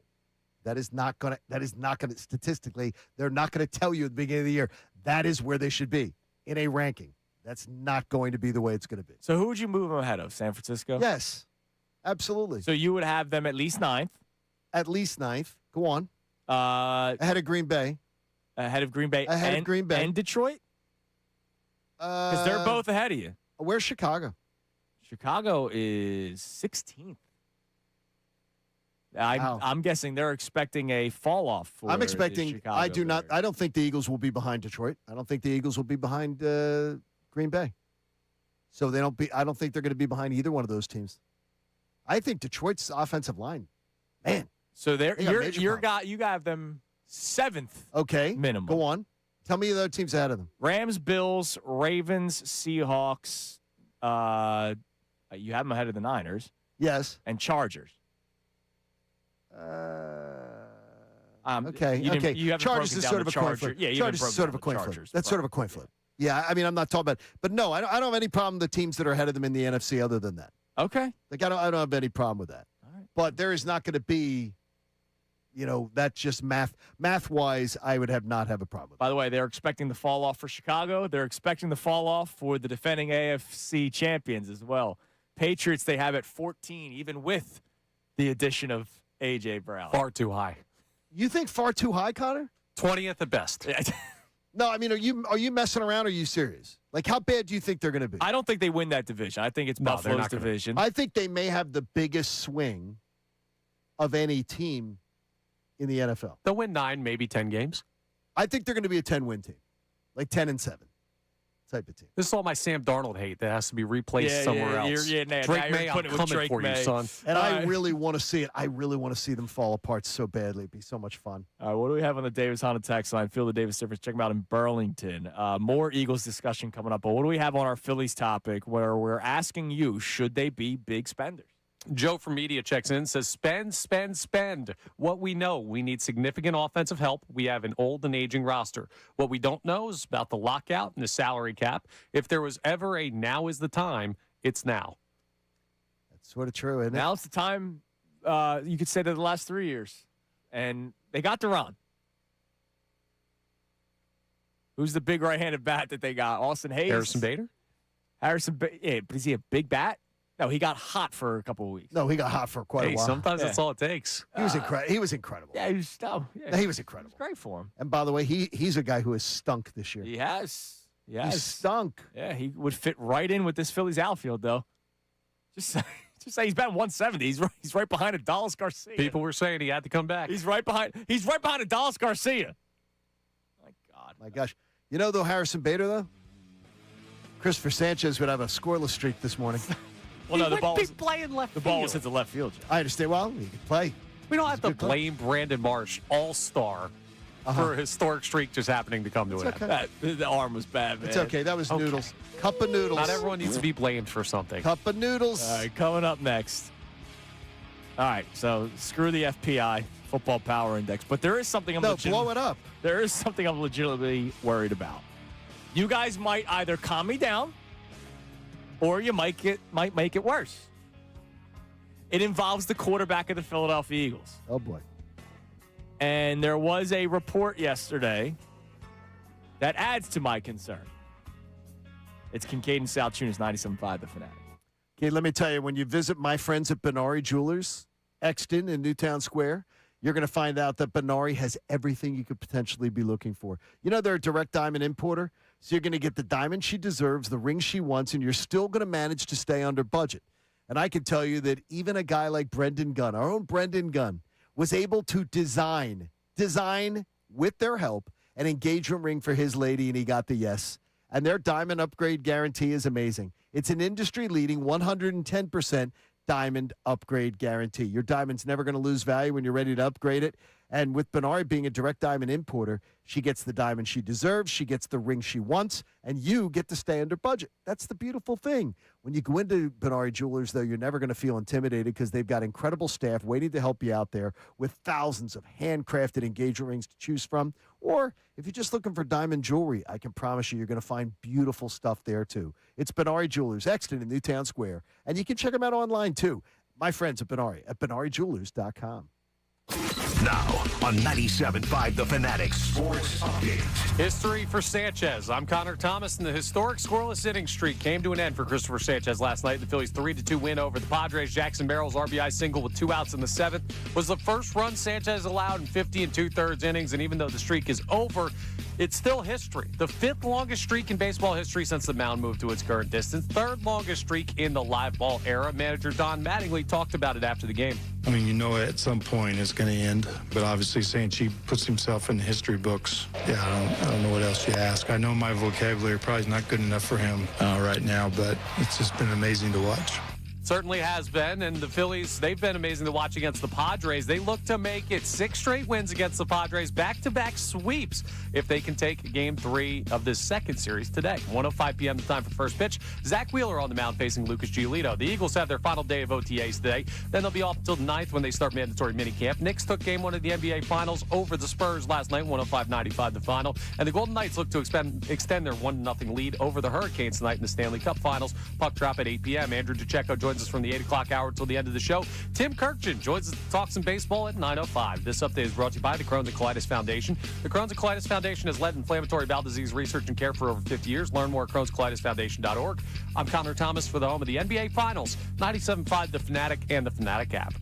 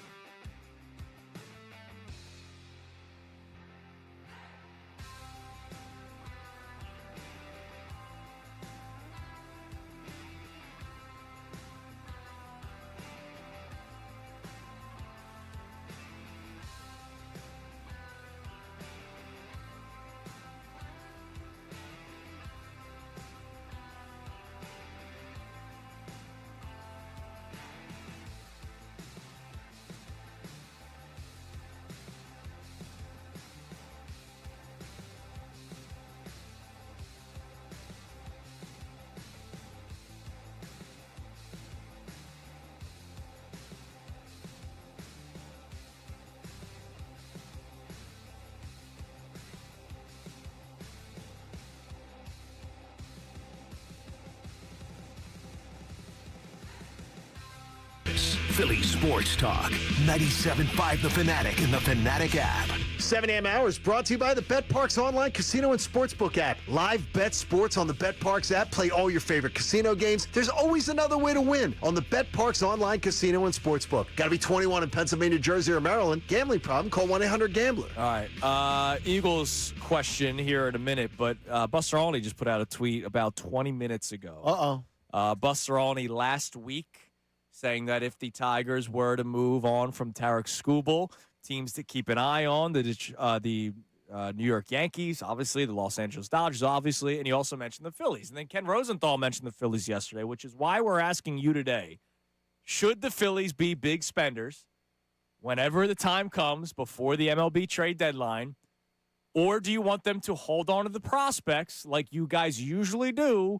And I'm usually right that prospects don't mean squat except for moving pieces around to get better players. It seems like right now, majority of people are on the right side of history of screw the prospects. Buster Olney chimes in. Tigers are telling teams as of now they're not selling. No surprise, it's June 4th. The sweep of the Rays that they just had will fuel their hope of climbing back into the American League race. That's also a good way to say if you're going to want our players, you're going to have to spend a lot. Red Sox are signaling to teams that they are not looking for a right-handed bat, which that takes one team off, which is good, again, right now. Okay. And the one thing I'll credit Dave Dombrowski for, there's very little things I will credit him for. The bullpen is good, the Phillies bullpen. And apparently, according to Buster Olney, right now there is very little relief help available. Clubs looking for bullpen additions say even the worst teams won't talk bullpen swaps yet. You expected this bullpen to be better, though, right? Yeah, Keller's been a disappointment. He's been the day. Look, flat out, the day that the Brad Keller came here, I had one of his ex-teammates say to me, "He's going to kill every worm in Citizens Bank Park. You're going to love him." I haven't loved the Brad Keller experience. He was a mess all. again yesterday. I haven't loved it at all. It's been like 2-3 games where he doesn't give up a run, then it's a run. 2-3 games and it's a run. His ERA's 3.71 right now. Now that's not terrible. No, it's not. Just he hasn't been great. You know what I mean? Not been what I expected. Like we thought Bridge to Lidge, right? Ryan Madsen, Brad Lidge, those two guys. Good luck. If you're down going into the 8th inning and you're an opposing team, absolutely. Good luck. Phillies have not had that dominance from Keller, the Bridge. They've had the dominance from Duran. It's just the 8th inning's been a bit of a mess, and Alvarado's been up and down. Kerkering has been good, but again, we know what the issue is with Kerkering. Like, I'm not all of a sudden putting him into high-leverage situations in the 8th inning. I might try him as the setup guy at this point. You're in June. I know. Give it a shot. Keller, I kind of know what what might happen. Yeah, that's Connor, that is ballsy, but in June, maybe. Hey, try it. Keller had 1 year in his career as a primary relief pitcher. That was last year, and he was awesome. It was really good. Yeah. But Kerkering is also like a very young pitcher with a lot of really good stuff, and he's been good this year. Yeah. In June, if he screws up, guess what? You make the change a week later, and you go back to Keller. But I would try it. All right. Well, the good thing is they have options, whereas a lot of teams apparently don't have many as of right now. All right, I have a question for you guys. I want to play something. Mike Garafolo was on the Peter Schrager podcast. You should try to get Peter on. Schrager's on the list, by the way. You should try. No, he's now on my list. You should try to get Peter on, Connor. No, I'm going to share it. I'm going to share it publicly. Nope. No, I'm going to share it publicly. No, I'm not going to share. I'm not going to share the information publicly. But Peter Schrager was a total JO to our Connor Thomas off the air. A complete JO. What do you mean? You guys are JOs to me every day off the air. Yeah, but we know you, and so you That's sort fair. of deserve a little bit of it. Peter Schrager couldn't have been more of a JO. Don't you guys go way back? He was an intern at 790 The Zone back in the day in Atlanta. Yeah, he was a complete JO. And I will absolutely enjoy crossing paths with him and seeing him at some point. And just saying, seriously, that's how you treat people now? Yeah. You're that big a deal? Really? You're that big a deal? A complete JO. Great podcast, though, the Schrager Hour. Yeah. Really? And he had Mikey G on, and I thought bad information myself. This was Mike Garafolo talking about the A.J. Brown trade. The Philly side of it, take us through it. Empty the notebook. What you got on the A.J. Brown deal? Yeah, at some point, all the pretense was dropped that everybody's like, let's just do this here. There were issues the Super Bowl year. And I understand it. You just won a Super Bowl. Now you're going to trade one of these two? You're certainly not trading your quarterback. You're going to trade A.J. Brown at that point. So they said, we can't do that. So let's just try to make this work this year. And they tried, and it fell apart early. I referenced recently the Tampa Bay game, which was in week 4. They won the game. But there was a sequence late in the game where A.J. wasn't involved enough, and they're like, let's get A.J. the football. Incomplete, punt. After the game, they win. Can't stress that enough. The fan base is saying, we just don't look right. This is going to catch up to us. AJ's not happy. And at some point, I'm like, these two can't coexist anymore. That's it. Like, I don't care. And so now to get a first-round pick on this, even if it takes you a couple of years, I think that's the smart play. I think it's the wise play. The crazy part is his issues were not with the head coach. His issues were not with the offensive coordinator. Big Dom loves him, and he loves Big Dom. No issues with Howie or ownership. It was strictly about the quarterback. So it was a really weird one because a lot of times the receiver goes, I'm just done with that team because whether it's the GM or the coach or some kind of combination of it, it wasn't the case here. So it was all Jalen, according to Mike Garafolo there with the A.J. Brown front. All right, here's my question, and it's a concern that you guys can either put me at ease right now or you can make it worse. Do you guys also have any concern that there could be some sort of rift in the locker room? That there are, again, from all accounts, A.J. Brown, great teammate, everybody loves him, blah, blah, blah, right? And if it was a A.J. Brown versus Jalen Hurts thing, and as Joe Santoliquito said to us earlier this week, the day after A.J. Brown was traded, he called in at 6:30 and said, look, if you polled the room anonymously, there'd be a lot of people that would have said Jalen should be the guy that was traded. They would have rather have kept A.J. Brown. If people look around and go, well, you're the reason why he's not here anymore, and let's say the offense starts slow. Let's say A.J. Brown has a couple of good games in New England. Is there any chance that that could lead to a bit of a rift? Because let's not act like Jalen Hurts has been totally clean when it comes to relationships, right? Like Brandon Graham felt the need to go to his house to tell him to lighten up at one point. There was the horrifically staged golf cart ride with him and Nick Sirianni in front of all the cameras. I believe what Brandon Graham said last year, though, speaks what he said on record when he shouldn't have been speaking. Speaks for what was being said behind the scenes by a couple people that I've spoken to. That one was trying and 11 wasn't. That Jalen Hurts was more of a source of the discord, like as far as that Jalen Hurts is difficult to deal with at times. But that Jalen Hurts was doing everything he could to try to be a better teammate, stuff like that. Remember, after the 23 season, it was that they had Lane Johnson on the Dan Patrick Show at the Super Bowl telling him, yeah, Jalen needs to improve on a lot of things, like calling him out publicly. Yeah. So there were a lot of things that Jalen was making the effort. And that 11 was not. 11 was checked out. And he was. And then we saw he tried to sabotage the whole season when they were 4-0. So do you think that is that even a concern on your mind? Or do you think it's no? I think people in the locker room saw that Jalen was trying and that A.J. Brown was not. And plus, that locker room wants to win. Those players want to win. They're not going to sabotage it. They're not going to let this sabotage. No, but they're not going to let this. They're not going to let this carry over to where they let 2 seasons be ruined by A.J. Brown drama. All right, Connor. Yeah, I'm not remotely worried about this. Okay. No, I don't really think I think it's a 1-11 issue. 11's not here. Can I ask you something, both? Because it's something that's very, very telling. Mm-hmm. And it's going to seem like a cheap shot, and if it does, I'm sorry about that. You know when players leave organizations? When they get traded? What's the first thing you see happen? When players, especially like star players, leave organizations in today's day and age, in the social media age, I'm giving it away. What's the first thing you see happen? I know what you're going to say. Yeah, you're worried about the tweets. And we'll go to, Yeah. Where are they? I mean, every update clip I played yesterday was a different player saying good things about A.J. Brown. Yeah, where are the – you see them everywhere. You see them everywhere about, like, where are these guys? I don't remember seeing Myles Garrett. I can also say I don't know how many players took to Twitter to defend Jalen Hurts when all those anonymous No, it's not about anonymous things. It's just a guy's not your team anymore. No, I know. Love you. Go get you're the best. I don't make awesome. as much of it as you do. It's overstated. It is completely overstated, as Joe came on here and talked about, and otherwise. It has been completely overstated that people believe that there's no that there was this like universal support for A.J. Brown, and that he had complete support in that locker room for his antics last year. That is a piece of fiction. I will also say this. I wonder how many players are keeping quiet because, man, are the rumors insane.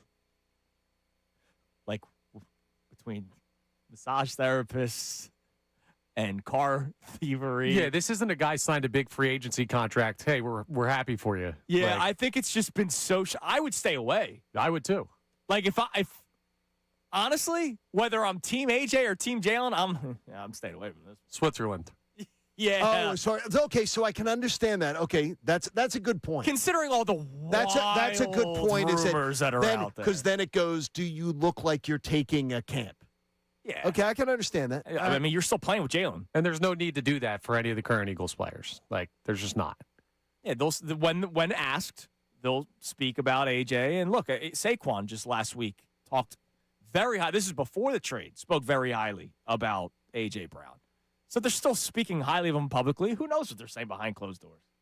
Yeah, but like Quinion, Devontae, all were asked about it. They're also positive. It's a great point, though, that with all the drama, that you might not want to align because it looks, even if you do something innocuous, it looks like you're. Yeah.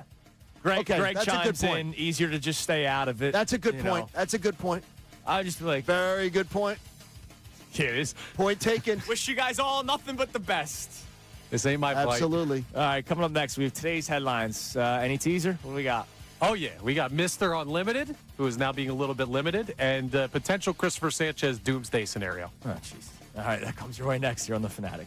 All right, let's talk about our friends over at Kalshi because the world's biggest soccer tournament has arrived, and you can trade the entire tournament right on Kalshi. On Kalshi, you can trade every match from the opening stage all the way to the final. So maybe you want to break out the caipirinha and trade on Brazil. Well, right now, they're trading at 8% to win it all, meaning a $100 trade pays out $1,105 if they win soccer's biggest prize. They're one of the biggest soccer nations out there. So go ahead and check that out because on Kalshi, you're trading against peers in a live market, meaning there's no house. And as the probability changes, you can buy in and out of your position.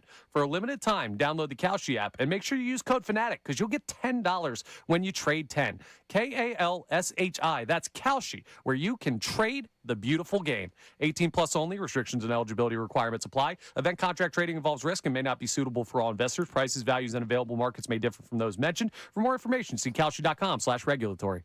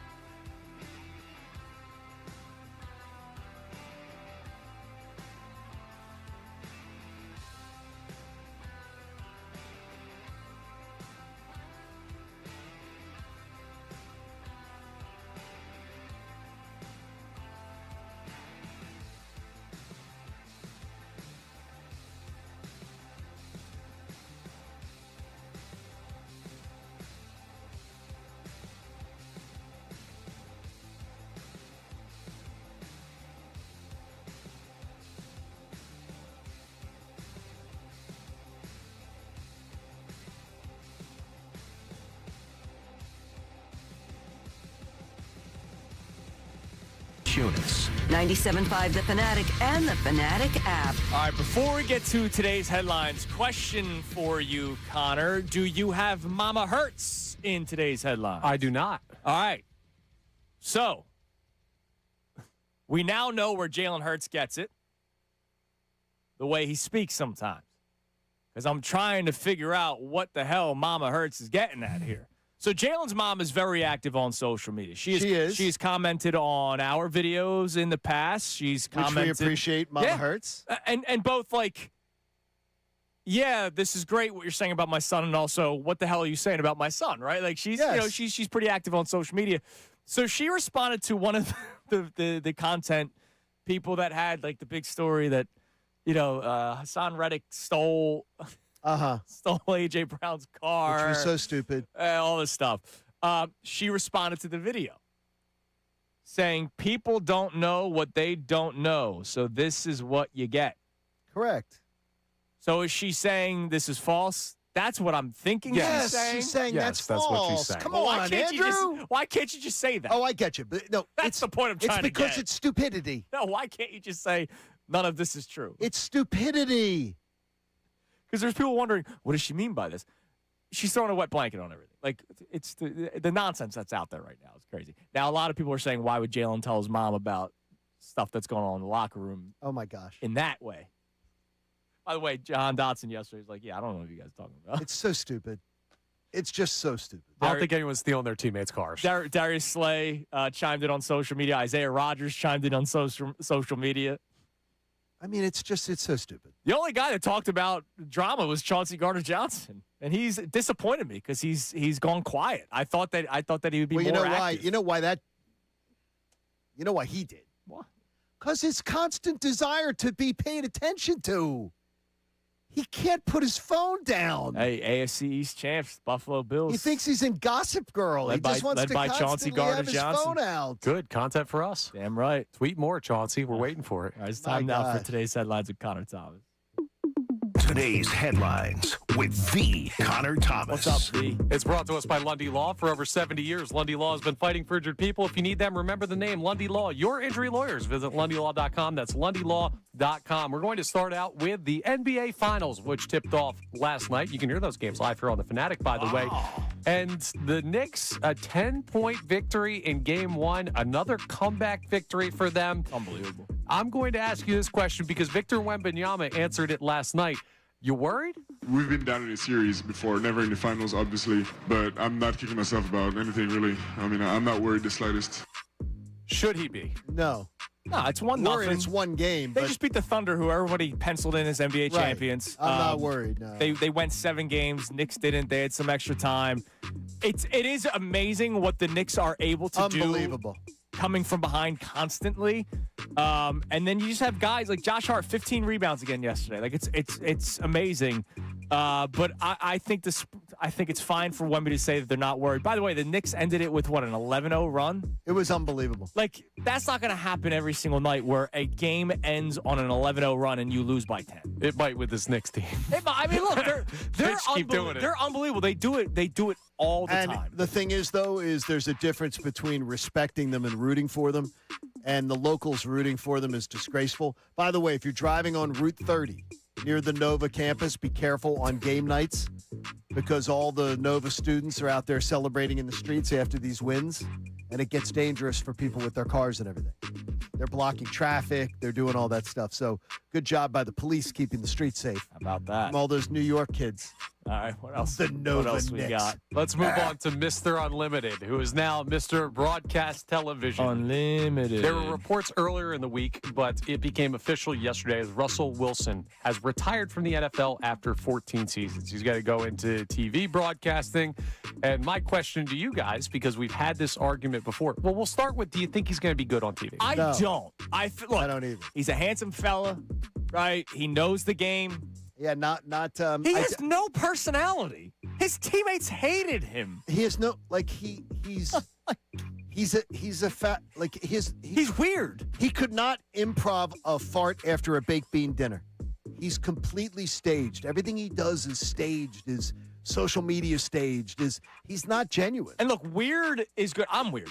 John's weird. Connor, you're weird. Like, spoiler alert. Correct. Most people in sports talk radio are weird. Like, there is a reason why we can do this, because we're weird. But you have to embrace your weird. Russell Wilson thinks he thinks he's cool. No, yeah. Like, no, he thinks he's cool. He really does. When he posted that Mr. Unlimited video, he thought that was the coolest thing he's ever done.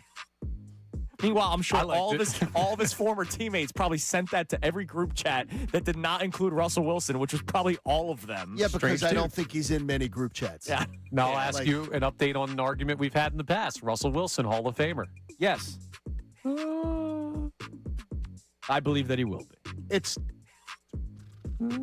I don't know. I remember the past. People on the show said Locke Hall tight. of Famer. It's tight, but I believe that he'll be in the Hall of Fame. Is Eli Manning a Hall of Famer? He's going to be in the Hall of Fame. If Eli Manning's a Hall of Famer, then Russell Wilson should stroll in. Russell Wilson, because Eli Manning's terrible. Russell Wilson will be in the Hall of Fame. Then if Eli Manning goes to the Hall of Fame, then Russell Wilson should stroll in.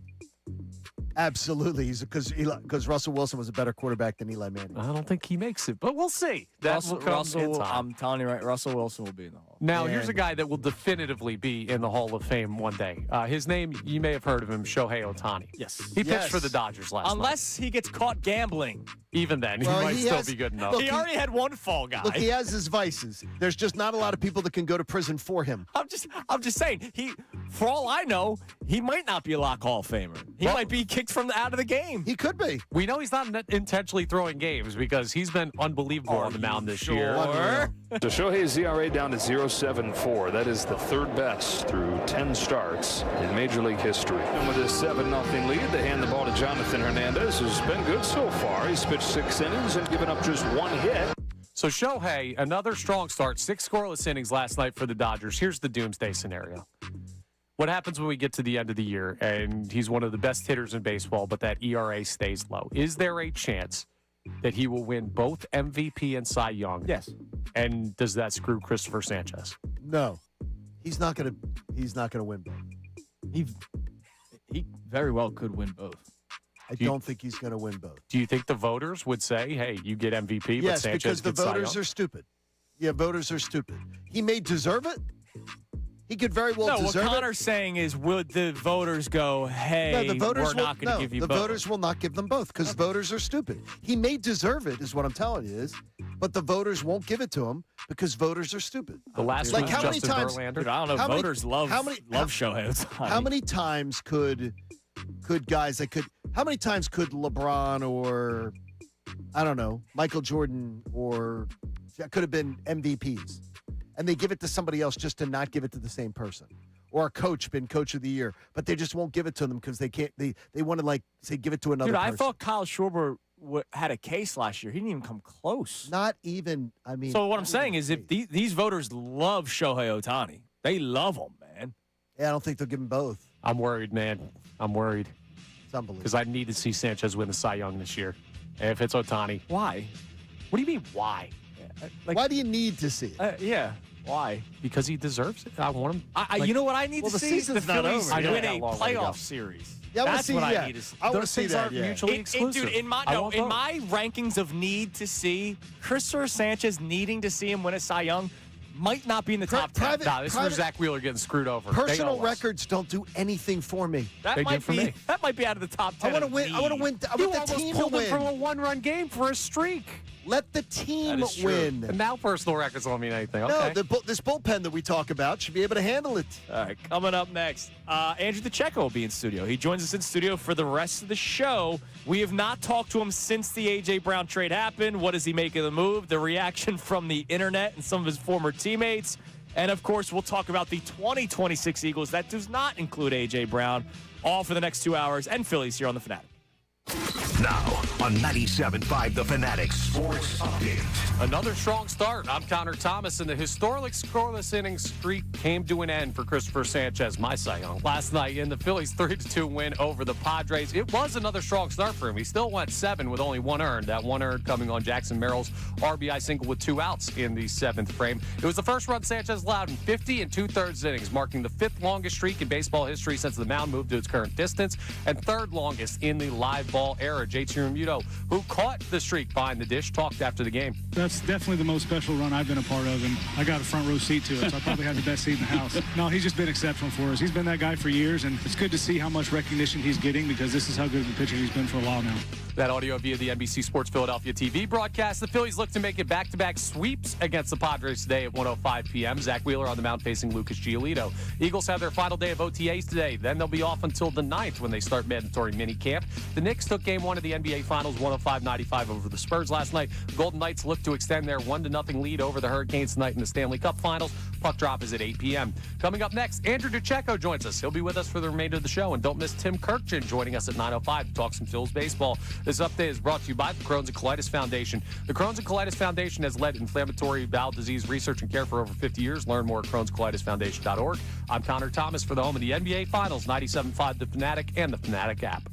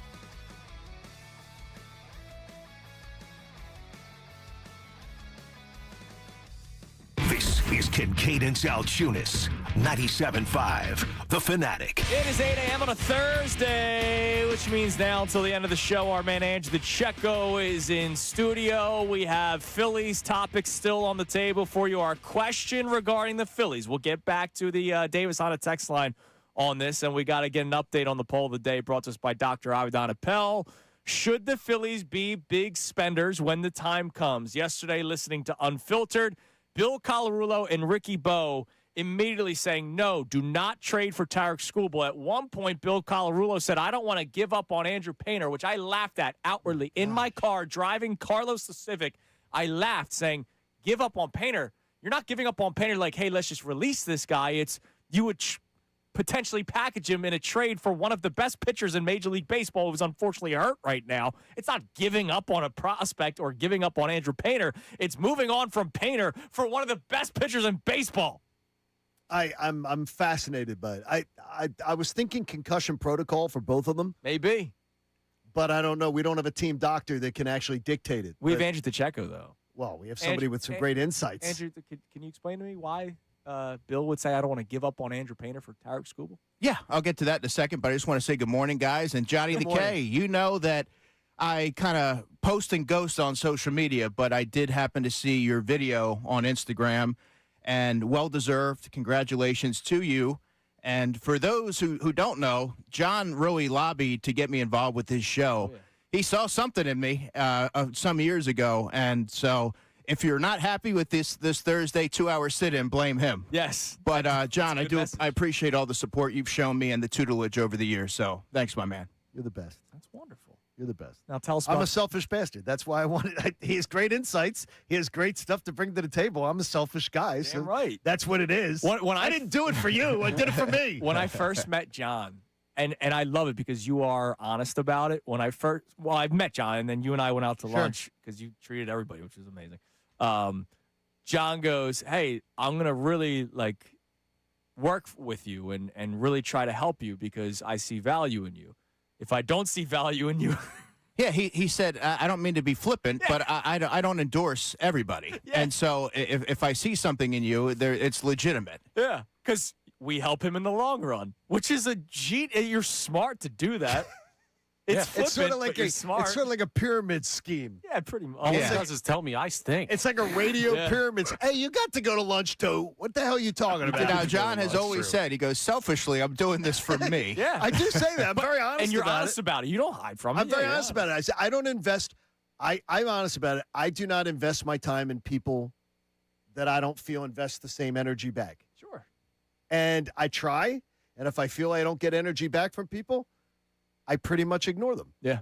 I mean, it might seem flippant, but that's the way it is. Well, here we are. What you do? Look, here we all guys are great. Here we all You're are. awesome, dudes. All right. Yeah, so to your point, I'm not with Bill on that one. I'm with Bill on a lot of things. Well, He's Ricky's a out well-reasoned. on it too. Well, that's your Fogo guy right there. Yeah, that's my bash brother. But I'm sorry, I can't go with that. If you have a chance to add a premier talent like that, you don't think twice. You don't hold on to that Andrew Painter hope that he's going to turn into any semblance of the player that you would be getting. So, I can't sign off on that. Andrew Painter could be a 10-year starter in Major League Baseball. I'll tell you right now, he's never going to have a season that Tarek Skubal can have. He's never going to. And I know that now. Yeah, I mean, you're talking June about 4th. Skubal. Yeah, I'm not bypassing that in the hopes that Andrew Painter turns into. Dude, I was stunned. I was stunned when I was driving yesterday. I think I was going to pick up Coop from daycare, and I heard him say that. I was like, "What the hell are you talking about, bro?" You can't. Meanwhile, he wants Austin Matthews. I mean, it just exactly. Tee him up for that one. That's too All much. right. Don't get me started on that one. All right, AJ's traded. It happened. First, your takeaway on the compensation period, the fact that they were still able to get a first-round pick despite him clearly not wanting to be here, the fifth-round pick in next year's draft. What did you make of the trade when it went down? Yeah, I thought it was a favorable return for the Eagles to get a first-round pick for a receiver who's going to be 29 years old. You probably have some lingering questions about his long-term effectiveness when it comes to health. And it also worked out for the Patriots as well. They got their top receiver that they've long coveted, and presumably they view him as the missing piece that's going to get them back and push them over the hump to winning a Super Bowl. But I thought the Eagles got really good value. This was a foregone conclusion, and I think I remember talking to you guys when I was at the NFL Scouting Combine that I came back from that, and I felt pretty strongly that it was happening, that it was going to happen, and I pretty much remained with that stance since. But it just felt like an untenable situation for both sides, and now the Eagles are able to move on, and it is a big loss to lose a top receiver like A.J. Brown. You don't easily replace that, no matter how well. And I do believe that Howie Roseman has done a nice job this offseason collecting a wide variety of wide receivers, speed receivers, big body receivers, guys that run routes with razor-sharp precision, but they're pieces, and you have to see how those pieces ultimately fit. A.J. Brown, when healthy and when operating at peak levels and nothing else affecting him on the field, he's top 8 receiver in football. So that's hard production to replace. So it doesn't make it any easier as you're transitioning to a new offense. Tell me the number one thing that you think the Eagles will miss in their offense because of A.J. Brown being gone, and the number one thing that you think that A.J. Brown brought to the table that they will be able to replace. Great questions. I would say his body type, the attention that he commands. He's almost automatic on those slant patterns, running after the catch. He's an alpha on the outside, so he kind of imposes his will on defensive backs. I think back to his game against Emmanuel Forbes, who was a first-round corner for the Washington Commanders a few years ago, and A.J. pretty much, he broke him. He was never the same after that. The Steelers game. He scored 2 touchdowns in the Super Bowl. This is just a player that no matter how you defend him, he finds a way to make a play, and teams had to account for that. Now, I do believe that Devontae Smith is well-equipped to be a top receiver. I think he stands to benefit more in this new-look offense than any offensive player that the Eagles have. But in terms of what I don't know that they'll miss, John, that was the other part of your question. Like, what do you think that they will be able to replace? Not that they're not going to miss him, but you think that they'll be able to replace that he brought to the table? So, in theory, they should be able to replace the production as a collective because I'm expecting them to facilitate the ball to a number of different receivers, which in theory should make the offense move a little bit more cohesively. But until you see it manifest on the field, that's just a theory. It's not something that we know is going to happen. But that's the expectation that I have. They're going to involve Dontavian Wicks. They're going to find a way to really involve Devontae Smith even more so than they have. And Mekhi Lemon, of course, should be a volume-based slot receiver. And then you have Hollywood Brown, who can get vertical. And, again, that's just the idea of it. He hasn't done that in his career. But I think when you take the sum of all the parts, that's kind of what my logic is there. So I know you. You're not very active online, and God bless you. Because there has been it's not productive. By the way, he stole the car. You stole. Well, I don't even know. See that? I don't even know what you guys are talking there's about. There's a rumor that Hassan Reddick either he stole it or had somebody steal AJ Brown's car because they found it in Camden, and that's where Hassan Reddick's from. There's the masseuse thing. There's a million rumors out there as to why AJ Brown's no longer with the Eagles. I can pick a lock. I can't hotwire a car. Let me ask you this, because you said you believed it was an untenable situation. At some point, you reached to that point. Did you ever have that feeling during the season last year? That it was heading in that direction? Yeah, I did. I did. It's hard to come back from that when you have someone who's clearly not happy with the offense's functionality, and the offenses largely look the same. So it's hard. I would imagine it's hard to convince A.J. Brown that the offense is going to evolve and change and compel him to kind of lock in and be a part of this. But the way that the season ended, especially in that fashion, he didn't have a good showing against the 49ers. We haven't, as a media corps, we haven't talked to him since December 9th, really. It was December 8th, the game against the Chargers, but the media availability was at midnight, so December 9th. And so we never really got a chance to hear his point of view on things. And based off of how things were left, it just didn't feel like that was something that was going to be tenable. Did you watch the Maria Taylor podcast? Did you hear his media availability? I caught a little bit of it, yeah. It's just, I made sure I listened to his press conference in New England. There's just so much from AJ, too, where he almost made it seem like he did nothing wrong. He said, look, the social media stuff, I could have been better with that. He did take ownership of that he regrets how he did some of those things. But after the Tampa game, he said he was wrong. But other than he that, acknowledged that before.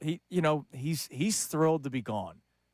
And one of my biggest issues is, all right, so when did this start to impact you on the field last year? And the amount of times we've talked about the great teammate that is A.J. Brown, how everybody loves him and all that kind of stuff, I would imagine at some point, if you're one of his teammates, and I've used Landon Dickerson as an example, a guy that was clearly banged up. We all know he was very hurt last year. Mm-hmm.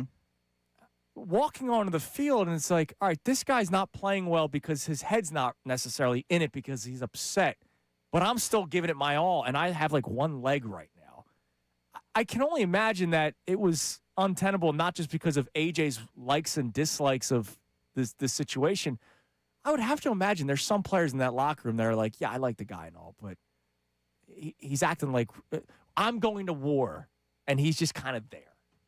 While I know I agree with you, and while you hear a lot of glowing endorsements from players like Devontae and Quinyon Mitchell and Cooper DeJean, who, by the way, they both illustrated how much AJ has helped build their confidence and challenge them in practice. He was calling Cooper DeJean All-Pro Coop before it even happened. So that's kind of I think, one branch of his leadership style. But you'd be hard-pressed to find a roster that has all 70 players that like each other, like 100%. Absolutely. 100%. So I'm sure there were frustrations. It's not going to be a universal, warm and fuzzy feeling.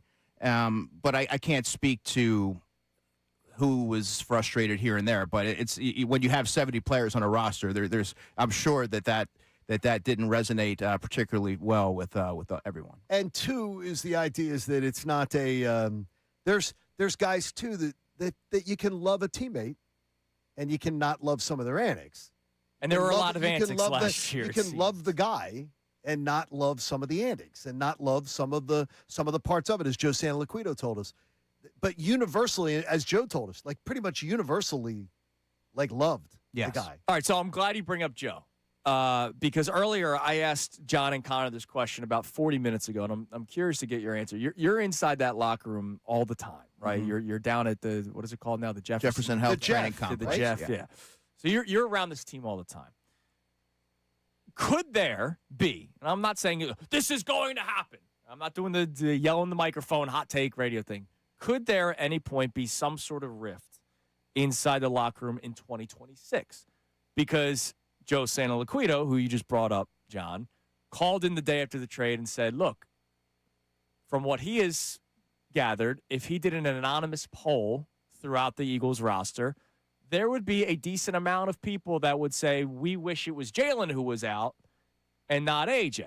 We all know you can't just trade as far the as popularity of the people, his teammates. And so do you believe that, let's say the offense is more of the same, where we're questioning the passing offense, and maybe AJ has a couple good weeks early on in New England.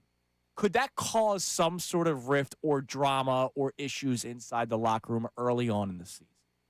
The reason why I'm inclined to say no is, one, because of the Eagles' culture and the leaders that they have, Lane Johnson, Jordan Mailata, Jordan Davis, and Devontae Smith and those players. But when you're in the midst of a season, and let's say in your scenario things aren't going according to plan and they're sort of spiraling a little bit, you're not worried about what someone else is doing on for another team in another organization. You're worried about what you need to do that week in that lead up to the game to make the offense better. And I think that's the natural flow of a season. You're not necessarily looking back or but let's not act like fixating. Jalen Hurts hasn't had his share of stories pop up. Oh, there would be frustration in general. Yeah. But I don't know that it would be, well, the guy that we used to have is doing this over there, and now we're not. I think there would be frustration, of course, naturally. But I don't know that AJ, that they're going to be fixating on what AJ's doing over there and then looking at what they're maybe not doing and how the offense could be unfulfilled. What was clear, though, is that that when you heard Jordan Mailata's comments the other day, and you heard you heard Jalen Hurts' comments. Jalen Hurts was very he has been almost like the way he talks about Sean Mannion is very, very strange. Like he's very effusive in his praise of Sean Mannion. Like the idea of I get to go back and forth with somebody who can match me and everything like that. What Jordan Mailata the other day was over the top. You know, if I found the three smartest guys in NovaCare and locked them in a room, it would be Sean Mannion and himself. Like that's like I mean that was he was also really effusive in his praise for Uar Bernard. Like I think that was a little strong. No, probably. but I mean, but the one thing is they never did this stuff for Kevin Petula. Like they never had the back, and to me, it almost seemed a little backhanded. Like it's like we're so excited to have this guy. It actually puts more pressure. It actually puts more pressure on Mannion and this offense to produce. That's a great point, John. And I think actually Ricky posed this question to me on Monday night when he and I were on from 6 to 7. And he said, who now feels the most pressure in the absence of A.J. Brown? And I don't know that it's just one person or one player. Jalen Hurts, there's a lot of pressure on Jalen Hurts. I think he's number one if I was ranking You take away, his top receiver is no longer here. But then also Sean Mannion and trying to reimagine this offense and modernize it. There's a lot of pressure on him, a considerable amount, I would say. Devontae Smith as well, stepping into the role that A.J. previously held, and now you're commanding double teams. Now, Devontae has been a top receiver before in 2021, and I think he's very much grown and evolved and taken his game to another level since then. But it is pressure. You're now seeing things from a different vantage point. So there's it's sort of a ripple effect on the back of that trade. All right, let's check the Davis on a text line because we have Phillies talk on the table as well. I was just scanning YouTube. The whole Skubal conversation, we're not saying like trade for Tarek Skubal. I was just shocked that Unfiltered was so adamant against it, and it led to the prospect conversation because Bill said he doesn't want to give up on Andrew Painter so early. I don't care about anyone that has an ERA over 5, and I don't care of anybody that's never played in the major leagues. If you're a prospect, you are a trade chip. In my opinion, every single season, if you are a team that has World Series aspirations, every prospect is a trade chip. Every young player is a trade chip. Hell, Justin Crawford is a trade chip. Like, I'm going to keep it 100. Like, every young player could be involved in a trade for me if it means getting better at a certain position. But we also understand that this team is getting older. They're also very expensive already.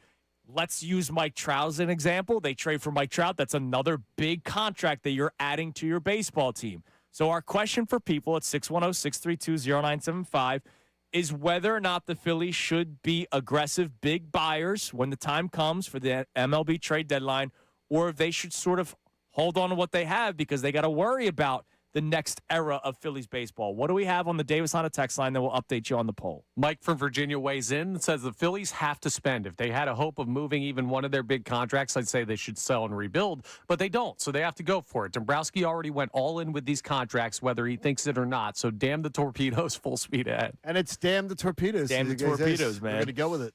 Andrew, I think you, over the years, have been more like me with prospects, right? No, because you're more scrap the prospects if you have a chance to add I'm aggressive, yeah.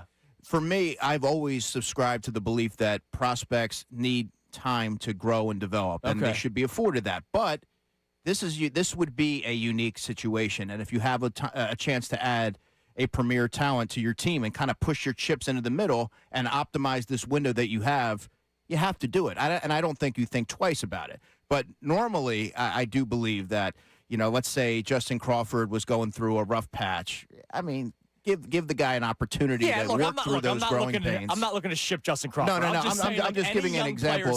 Like normally, I believe that you should let players work through growing pains and those challenges because that's part of the startup cost, right? Yeah. But in this situation, I love that term. In this situation, I think you pounce and you don't think about Andrew Painter in that way. You have to try to better your baseball team and try to really maximize the window that you have in front of you. All right, update us on the poll. Connor Poll of the day brought to us by Dr. Avedon Appel and Iron Mountain Men's Health. The poll is strong for 4 hours every single morning thanks to Dr. Avedon Appel. What do we got? Should the Phillies be all in big spenders at the trade deadline this year? 86% of our responders are saying yes, go for it. Only 14% are saying no, keep the prospects. Man, how people have changed. Welcome to You're the not right. kidding. Welcome to the right side of history. Well, different years, a different scenario. Welcome to it's the same thing. The team has been the same thing for the last 3 years. They have not had a right-handed bat to replace Rhys Hoskins since he got hurt in spring training of 2023. It is June of 2026, and they still have not even come close. Right. I mean, remotely You're close not to his production. What year is it? It's like the same thing. Adolis Garcia sucks. It's not the same thing. You're seeing just the Phillies picture. There's a lockout looming. People may look at that as be more aggressive. That changes how other teams go about it. It changes the whole salary cap structure of the sport. It's not the same thing. I want to know, that's what I most want to ask Tim Kirchin about. Yes, how they will be. Because I do believe it's going to keep some teams away from spending. This is the lockout. I thought it would have kept the Phillies away from giving JT Realmuto a 3-year contract. It didn't. I don't know what's going on through teams' minds, or maybe just Dave Dombrowski's mind. It's a good question that we will ask because Tim Kirchin will join us coming up at 9:05. All right, coming up next, more Eagles talk. More so the 2026 Eagles now. All right, A.J. Brown, we got Andrew's thoughts on it. Yesterday, we talked about whether or not the Eagles' offense will improve in 2026. John Kincade said they will significantly. Significantly. What does Andrew DeCecco think? We'll find out next. Kincade and Salciunas, 97.5 The Fanatic. Now on 97.5 The Fanatic Sports Update. Phil's set up for another sweep. I'm Connor Thomas, and the Phillies have a chance to sweep the Padres today after their 3-2 win over San Diego last night. It would be their second straight sweep of the Padres. Unfortunately, the historic inning streak for Cristopher Sanchez came to an end last night. Jackson Merrill's RBI single with 2 outs in the 7th was the first run Sanchez allowed in 50 2/3 innings. It's the 5th longest streak in baseball history since the mound moved to its current distance. 3rd longest in the live ball era. Don Mattingly, who's seen a lot of baseball, had a chance to talk about it after. I mean, you know, at some point it's going to end, but obviously Sanchez puts himself in the history books. Yeah, I don't know what else you ask. I know my vocabulary probably is not good enough for him right now, but it's just been amazing to watch. Even with the streak over, the Phils did win again, so they get the chance to sweep the Padres today. 1:05 p.m. first pitch. Zach Wheeler faces Lucas Giolito. The Eagles have their final day of OTAs today. Then they'll be off until the 9th when they start mandatory minicamp. Knicks took Game 1 of the NBA Finals 105-95 over the Spurs. The Golden Knights look to extend their 1-0 lead over the Hurricanes tonight in the Stanley Cup Finals. Puck drop at 8 p.m. Andrew DeCecco remains with us for the rest of the show. Tim Kirkjian joins us at 9:05 to talk about the landscape of baseball and how it affects the Phillies. This update is brought to you by the Crohn's and Colitis Foundation. The Crohn's and Colitis Foundation has led inflammatory bowel disease research and care for over 50 years. Learn more at crohnscolitisfoundation.org. I'm Connor Thomas for the home of the NBA Finals, 97.5 The Fanatic and the Fanatic app.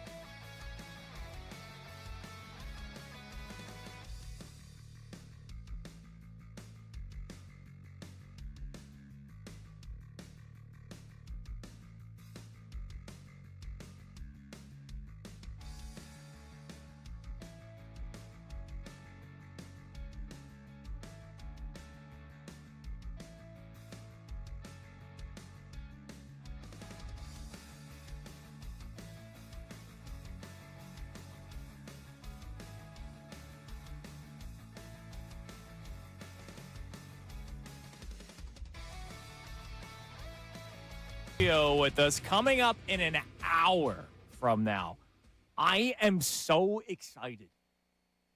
Have you guys experienced the new phenomenon online, 82-0? I have. I've gone 82-0. John? I have not. All right, and Andrew, I know you have. Yeah, you already know I haven't. I can't wait. In an hour's time, you guys will try it for the first time. Okay. There is a new. Okay, I'm not going to Google it or anything. There's I a didn't know what you're talking about. new game that my son does not even know I exist anymore. Is this like is this sort of like an Immaculate Grid thing? Yes. Similar, yeah. But it beats it. Because I'm not good at Immaculate Grid. I don't do. I think I've finished that thing a handful of times. Yeah. I do well. I do well on that. You Dude, do? Well, I'm not this- shocked with you. And there Whoever are programmed you did a great job. whoever created 82-0, somebody saw all the success. They already made a football version of it. I can't wait. Well, folks. 82-0 tends to me that I'm leaning towards it being like basketball or hockey. It is basketball. Okay, yes. but now next year they'd have, for the NHL they'll have to make it 84-0 because hockey's going to 84. That's right. Because every league is saying let's add games. Let's and not add subtract games where these and the NBA players are saying we're too lazy to show up Yeah. for 60. Yeah, Money, well, money, money, money. Yeah, that's Lazy. all it's about. Lazy. All right, so Andrew, yesterday we got into this discussion, and we'll get back to our text line on the Phillies prospects conversation and trade deadlines and everything. The offense. John Kincade believes the offense will improve significantly. It's the word that he used yesterday because we got into a discussion about how the 2026 Eagles, we can say very similar things about them like we did going into the 2024 season, where we said, man, if that defense just goes from 30th to like 15th, they're dangerous because of how good the offense is. We can now say, just reverse, if that offense, specifically the passing offense, can go from 30th to like 15th with this great defense that they have, they're very dangerous. We had a poll yesterday. Majority of our voters believe the Eagles will be a top 10 offense next year. I'm not there yet. I'm not quite there. I need to see a lot, but John believes they can improve significantly. Can you explain to Andrew why?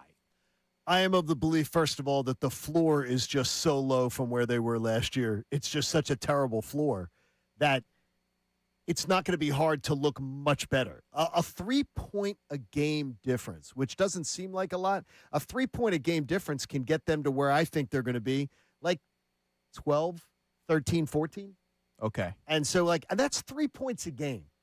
And to me, that is about sustained drives, less 3 and outs and everything.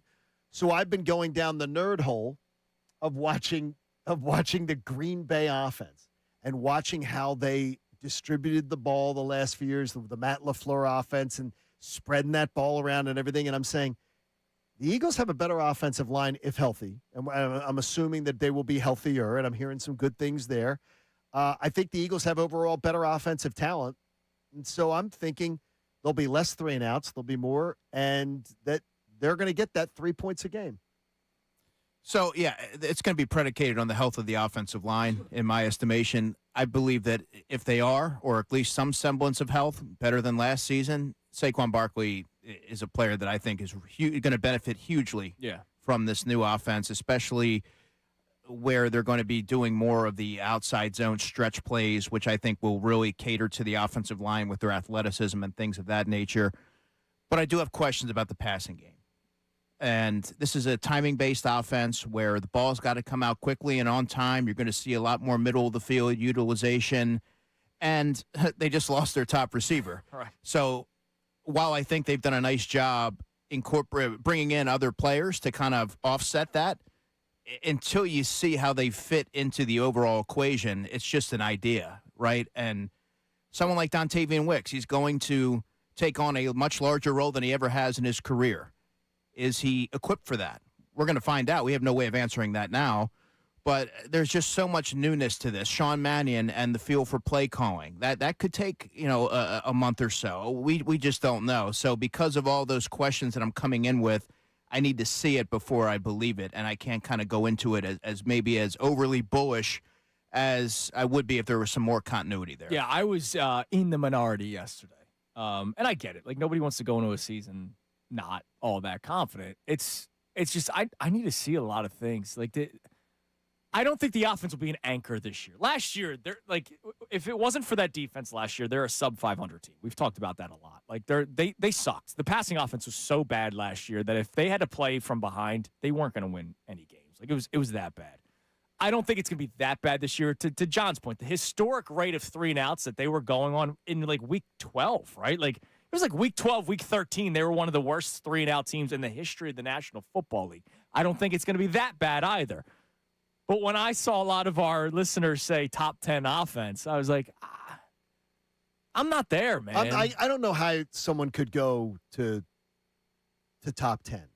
Like, that's way too. We saw defense. That's pretty strong. We saw defense. Strong. Maybe they see Sean Mannion like Vic Fangio, right? Where Vic Fangio went from 30th ranked defense, and they also drafted Quinion Mitchell, Cooper DeJean, yes, and became one of the best defenses in the league. And they had Jalen Carter, and maybe people see Sean Mannion as that. But to your point, Andrew, losing A.J. Brown, I think, is going to be a big deal. I think there's so much silliness right now online that we're almost forgetting how good the player is. There are now people believing that he was throwing games on purpose last year. Like, this guy wants to go to Canton. So I can't imagine that he goes, I'm going to throw games, because that impacts his stats, by the way. Losing A.J. Brown's a big deal. And I think that's getting lost right now because of just how much this sucked, how insane the stories have been since then. And now we're going to root heavily against the guy. A lot of people are, because we don't want to see him succeed. I think he's going to still be good. And the Eagles just lost that. You illustrated that very well. Thank you. And I'm glad that you framed it that way, because I do believe that AJ has some good years left in him, some elite production. And you can't just swap out a premier talent like AJ at receiver and expect there not to be a drop-off. The Eagles are not a better team today than they were a couple days ago when A.J. Brown was still on the roster. Anytime you take out an elite receiver, there's going to be a drop-off. Now, this is going, to John's point, this will be an offense, if properly executed, that will involve a lot of different pieces. And with the timing-based nature of it, you're going to see maybe less of the explosives and more quick hitters, keeping the offense on schedule. So I do believe that if executed properly, you're going to see far fewer 3-and-outs than you saw last season. So I am expecting there to be a significant upgrade. I don't know if I could put it maybe as strongly as John did, but yeah, I do think you're going to see some drastic Here's what I want to improvements. see. I don't want to see, and we saw it last year, the scratching and clawing to first down. Like, it was like 2nd and 12, 3rd and 6, 4th and 1 push. 5 times a drive. Yeah, they were behind the sticks very frequently. I can't see that. Like, I need to see, and part of it was getting the play in late, right? That was an issue last year. Jalen not having enough time to scan the field. Jalen having his own shortcomings, because people like to ignore that. He does have his own shortcomings. Like, people were arguing yesterday on Middays with Marks. People were arguing, saying that they believed that Jalen was a better passer than Drake May. Now, look, that's no. I mean, I'm like, it's okay to say Jalen could be a better quarterback than Drake May if you believe that. I can tell you this. I had yesterday an argument with Harry Douglas, with Harry Is and that Freddie, right? that Harry Douglas was talking about how great Drake May is. And I said, well, Harry, I've seen Jalen Hurts on the biggest stage in football twice, ball out. And I saw Drake May pee his pants on. But if you're talking about a pure passer, Drake May's a better passer. That doesn't mean he's a better quarterback. Yes, better passer. Exactly. He's a better passer. He's a better passer. But there are certain intangibles that Jalen has, such as the short memory, the ability to rise to the occasion that you can't quantify, that I think makes a player special. Ding. And I think that needs to be taken into account when you're looking at both quarterbacks. Now, is he a better passer than Drake May? No. And I don't think you're going to find many who would say yes. And yesterday, and Sean Brace, who has Jalen guy in his profile, he goes, it's okay to just admit you can be a Jalen guy like I am in my profile, and you could just admit that he's not as good a passer as Drake May. I love Jalen Hurts. Right. I also believe he's not this top 4 or 5 quarterback that a lot of people think that he is. I have him around 8.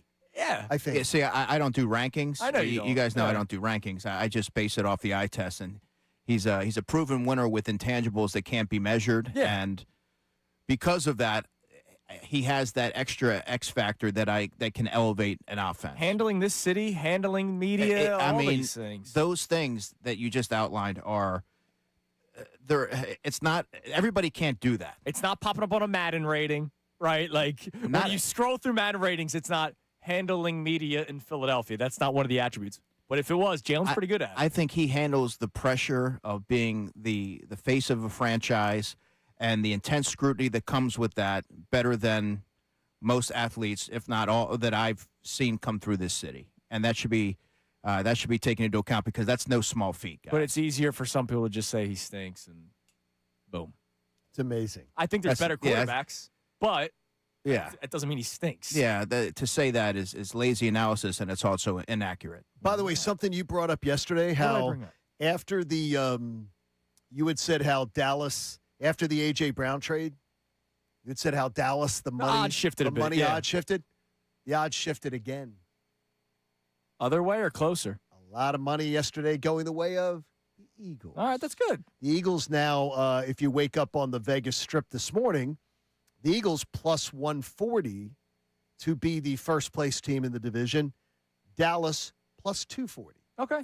So they shifted the odds to make it that, Dallas has now closed the gap with the Eagles. Which I didn't agree with. And the money yesterday piled in on the Eagles saying, no, they didn't. Yeah.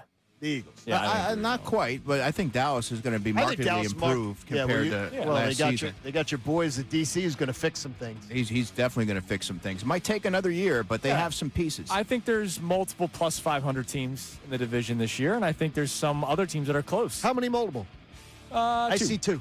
Two, Eagles, Cowboys. Eagles, Cowboys. That's all I see, too. But I see the Giants and Commanders pushing for that mid-5, right around 500. I do not. They've added a lot of structure in the offseason. I like the way they've assembled their coaching staff. All right, coming up next, more baseball talk. John Kincade has reminded us that the Phillies are in a better place now than where they were in 22 and 2023 to start the month of June. We're going to point something else out next as well. It's Kincade and Salciunas, 97.5 The Fanatic. All right, let's talk about that FanDuel Sportsbook app. How about that? You just heard John Kincade giving us some Vegas odds. Now, on FanDuel, if you go to the divisions, and he's right, they changed. But on FanDuel itself, the Eagles climbed to plus 135 to win the NFC East.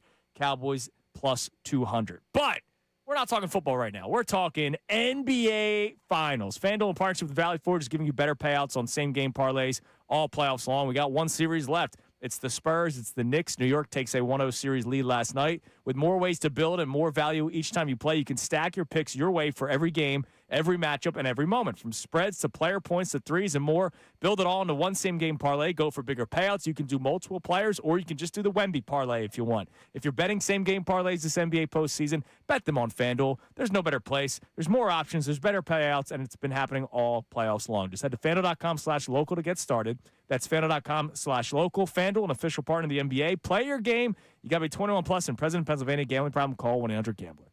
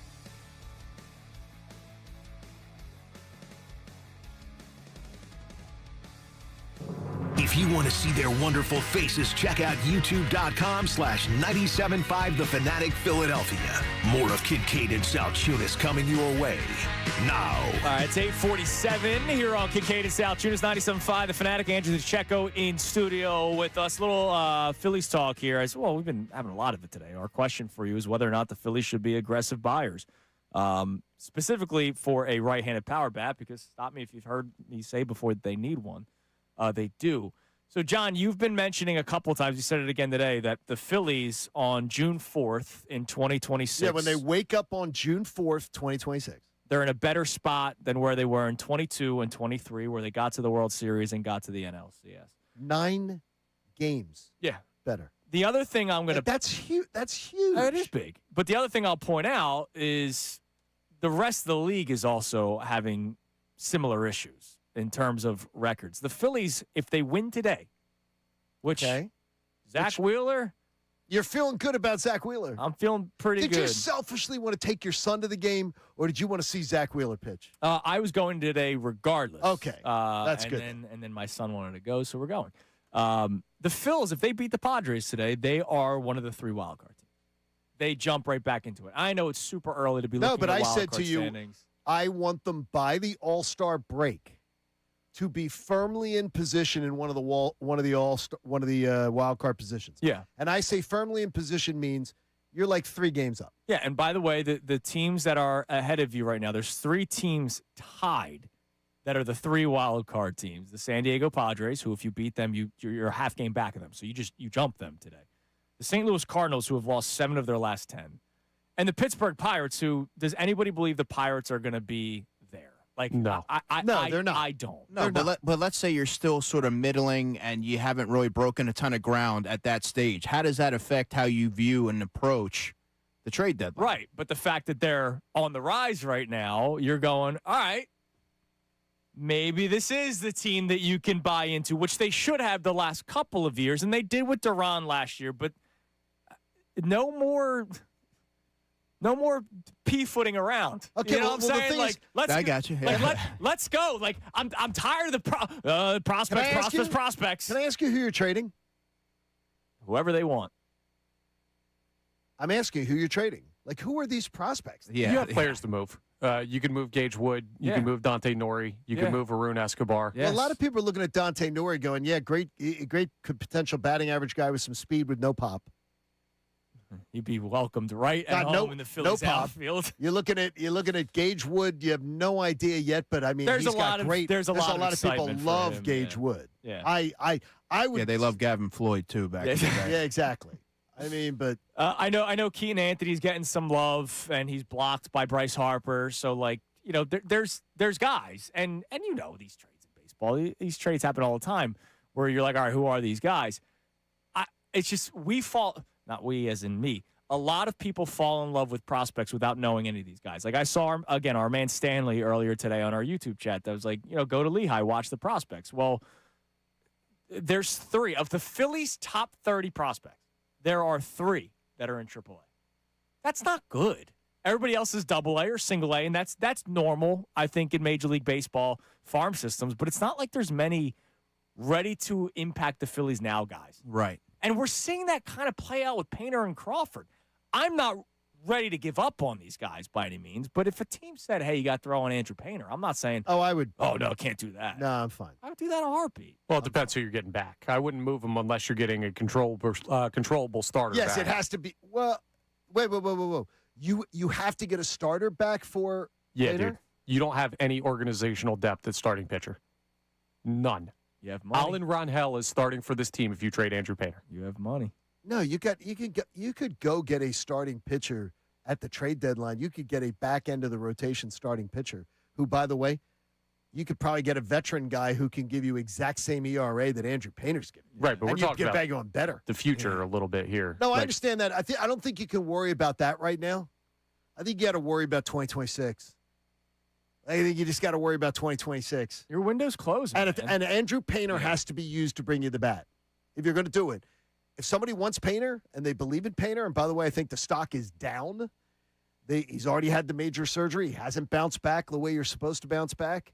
I would think that could be that's I think you got to worry about 2026. Yeah, Colby, I agree with you. Colby on our YouTube chat, Chunas logic, the prospects aren't good, so everyone will want them in a trade. I'm not saying the prospects aren't good. What I'm telling you is I am always of the belief of proven versus unknown. All right? I know that there are players at the major league level that have been able to play in the major leagues and be successful in the major leagues. I know nothing about these guys. Teams know a lot more about prospects than I do. All right? They study these guys, all that stuff. So much still has to go right, though. Health. I mean, look at the top prospect for the Phillies right now. The dude's getting a back surgery. He's 21 years old. Yeah. Like, so much has to go right. It's why I'm not totally against the Les Snead idea of things with the Rams. Like, no, you and Les Snead would be best friends. Like, yeah, first-round picks are important. I can tell you, I know both of you. You'd be best friends. I can either draft this first-round pick that we hope becomes Myles Garrett, or we get Myles Garrett. Right, but yeah, I think the Rams are unique in that. They're the exception, not the rule. But normally, if you're trying to build your team for sustainable success, you have to have something of a foundation to build on. Yeah, look, I'm just saying, these prospects, they could become something. I don't know that. And right now, with the money that you're spending on Bryce Harper, JT Realmuto, Kyle Schwarber, Trey Turner, Zach Wheeler. By the way, I don't want to waste what Cristopher Sanchez is doing. I'm not worried about 2030. I'm sorry. I'm worried about 2026. I'm not even worried about 2027 right now. I'm worried about 2026. That's fair. I just don't think you'll have to include Painter to go get a bat. Like, I don't think you will. They have enough in the minor league system that they'll be able to go make that move.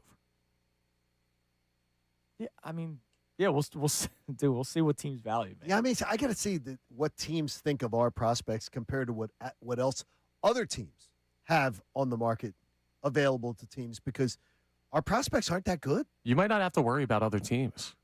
It's going to be really interesting to see the dynamic with the lockout. Well, Tim Kirkchin joins us coming up next. He'll join us at 9:05, and we'll ask him straight up, like, what will be the strategy? What has he heard as of June the strategy will be for Major League Baseball teams?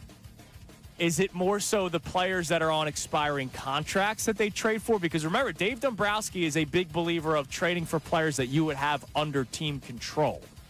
He's not really a trade for a rental guy. Maybe trade for a rental's a bigger move this year because of the lockout coming up. So we'll talk to Tim Kirkchin coming up next, more about that. And, like, can they win with this outfield? It's pretty bad. Kincade Salciunas, 97.5, The Fanatic.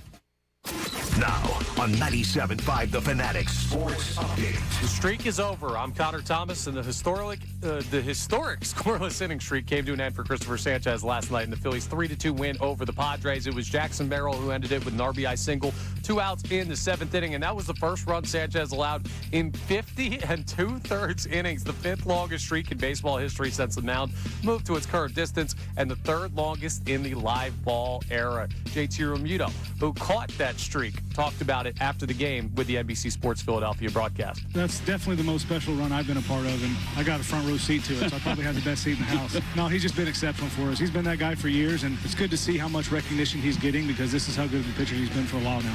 In spite of the streak ending, the Phils did still win the ball game. JT, that guy you just heard, went yard in it. The Phillies look to make it back-to-back sweeps against the Padres today at 1:05 p.m. Zach Wheeler faces Lucas Giolito in the pitching matchup. The Eagles have their final day of OTAs today. Then they're off until June 9th when they'll start mandatory minicamp. Things ratchet up a little bit. The Knicks took game 1 of the NBA Finals 105-95 over the Spurs. Golden Knights look to extend their 1-0 lead in the Stanley Cup Finals over the Hurricanes tonight. Game 2 is at 8 p.m. Andrew Duchecka will remain with us for the rest of the show. Tim Kirkchin joins us next to talk about the landscape of baseball and what the Phillies are doing right now. I'm Connor Thomas for the home of the NBA Finals, 97.5 The Fanatic and the Fanatic app.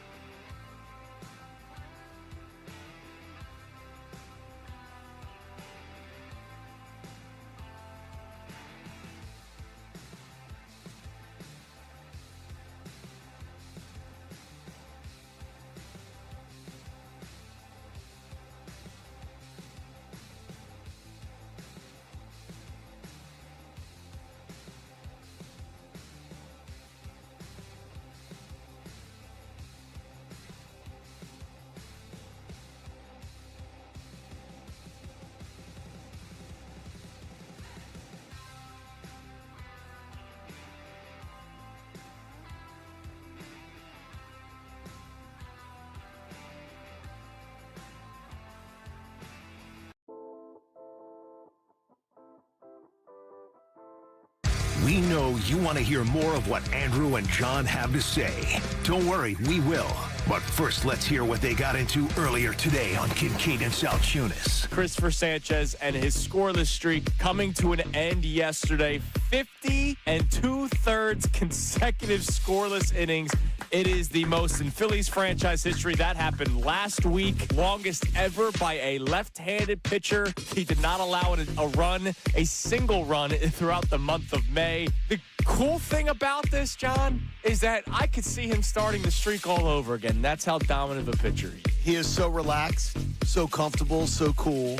And the idea that a guy comes out of nowhere to be this dominant ace, to me, is the coolest part of the story. He came out of nowhere because nobody saw this coming. No, nobody did. Nobody told us that. Nobody thought that Cristopher Sanchez was going to end up being this guy to this team at this time. He's amazing. Should the Phillies be big spenders this year? Forget the names for a second. Forget pitcher versus right-handed bat. So should the Phillies be big spenders? I almost need to absolve myself from the conversation because you guys know me. You're an auto yes. I screw prospects. They all suck. I believe you speak for many. The clock's ticking on this group. So I think you're speaking to a large portion of the fan base that feels like you might as well go for it because this team does not have a bright future. Heading towards a salary cap, horrible contracts that they're attached to. So why wouldn't you? Now back to the show. And the reason why we've been talking about this today is I heard Unfiltered talking about, Tarek Skubal yesterday, and they wouldn't want to trade for him because they don't want to give up on Andrew Painter. And forget Skubal. It's any player that I know is good. I would trade Andrew Painter in a second. I would trade Gage Wood, who I know we're all obsessed with all of a sudden, right? Like, I would trade any prospect that has not proven that they can play successfully in Major League Baseball 99 times out of 99. I'm not even going to say 99 out of 100. I do it every freaking time because I know they're good, period. And yet, we hold on to prospects so tightly in the city until today, apparently, Johnny. I've been surprised with the feedback that we have gotten. For the first time ever, I'm not the lunatic screaming on an island by himself. Oh, you're still the lunatic. You're just not screaming. No, I'm shocked. I'm shocked by those poll results. I don't expect that. But I think people right now are at the ledge. I think the Phillies fans are at a ledge. I would say this, though. If I said specifically Gage Wood, I bet you people would say no. I'm not sure about that. I'm not sure about that, man. Dude, if you're trying to push your chips into the middle and really maximize this window, I think you might be surprised by the response. I think he's the new flavor of the month for people. Yeah, but, Like, if I said Aiden Miller, they'd say, yeah, the guy's back is broken. I go back to something that John heard me say over the weekend. Like the Who, you can't be fooled again. It was the best reset ever. How many times have we seen prospects come through here and flame out? The great Mick Abel, I guess, is another example. Yeah, I mean, it happens all the time, and it doesn't mean that they're not going to be good. It's just I need guys that are going to make an impact now. Yeah, and there's just no guesswork. And the problem is, I want to play something for you, the Jason Stark clip, Connor, about right-handed bats. Here's the one problem. If you want one, you're going to have to spend a lot of money or a lot of prospects, which I don't care about, because Jason Stark made it pretty clear that the guy that people might be looking for doesn't exist. Trying to find right-handed bats in this world, I don't think it's even a matter of pinpointing a position anymore. Those guys just don't exist. Albert Pujols in his career had a 600 career slug and a 900 career OPS. And you know how many right-handed hitters are at 600 and 900 for the season right now? Zero. There's not one. It's hard to find anybody at any position who's even at 500, 900, let alone 600, 900. The guy they're chasing, the guy they need, that guy doesn't really exist. So if anybody pops out there who's a legit thumper, good luck trying to win that bidding war. Your slugging leaders right now in Major League Baseball. Yordan Alvarez, left-handed hitter. Ben Rice, left-handed hitter. Kyle Schwarber, left-handed hitter. Juan Soto, left-handed hitter. Matt Olson, left-handed hitter. Murakami with the White Sox, left-handed hitter. Drake Baldwin, left-handed hitter. it takes to the 8th highest, Byron Buxton being a right-handed hitter, and Byron Buxton doesn't want to leave Minnesota. There's not many guys available, man. And then Aaron Judge, but he's not going anywhere. The one name that's going to pop up a lot is Mike Trout. Be ready for the summer of Trout, John. I know you don't want to hear it, but there might not be another guy. That's the scary thing, is there might not be another guy. John looks so disgusted right now for those who aren't watching on YouTube. It's just all right. If I told you Trout or hold on to the prospects, what's your answer? Tell me what can you tell me where the Phillies? What are we doing in the next month? Can you give me that? Can you tell me where we're at? They're in contention. Are we 3 games over right now? No. Then I'm not doing that. They're one of the wild card teams. No, if you tell me that right now they're 3 games over, you tell me that a month from now they're 11, 12 games over, we're talking. Well, you tell me that they have shown that they are more like a team that is playing more like one of the true contenders. We'll talk. And Mike Trout and Mike Trout's still playing. Not when you're exactly. Well, Mike Trout. Seriously, I mean, who knows what's going to happen? Well, let's get some more insight. Joining us now here on Kincade Salciunas on this Thursday with Andrew DeCecco. He does amazing work at ESPN. He's also a pretty good podcast host with this guy that we know. Too. Is this a great game or what? The great podcast that Tim Kirchin hosts along with his son that we know from right down the hall. Tim, good morning. How are you? I'm well, fellas. How you doing? We're doing great. It's once again silly season in Phillies baseball because we're wondering where they're going to get a right-handed bat. We'll get to that in a second. But Cristopher Sanchez, his scoreless streak comes to an end yesterday. Would love to just hear you talk about the dominance of Cristopher Sanchez, not just during this streak, but what he has been able to become in Major League Baseball. Well, as we know, it's the longest streak in the history of the Phillies. And they've been around since 1883. When you do something that Grover Cleveland Alexander, even he couldn't do, that's pretty amazing. And when you consider that only 4 other pitchers in the history of Major League Baseball, including the great Walter Johnson, and I went to Walter Johnson High School, had a longer consecutive inning streak, scoreless streak, than Cristopher Sanchez. That is really amazing. And, fellas, you saw the month of May. He gave up no runs and struck out 45. Since the mound was moved to its original place in 1893, he's only the second pitcher to ever have a month quite like that. That's how great he's been. And when he has one of the best changeups I've ever seen. The league is hitting like 167 against it now. And when you throw 96 miles an hour, and you have an elite changeup like that, there's nowhere to go. I was up there the other night for Lou Gehrig Day, and I talked to a couple Padres, and one of them just looked at me and said, that guy's a nightmare. He's a nightmare to face, and we have seen that now for 2 years, but especially this year. Have you seen a player that really because he has sort of come out of nowhere? As far as what was expected of him when the Phillies got him, nobody really even knew who he was when they got him from the Rays. So have you seen a player, though, show this kind of, marked improvement, just constantly getting better like he has that we could compare him to?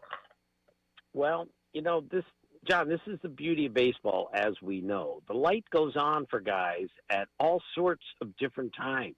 And then it goes off for them also. And you just don't even know when it's going to happen, as opposed to the NBA, the NFL, no complete no-name shows up and is the best player on the Sixers. No complete no-name shows up and is the best player on the Eagles.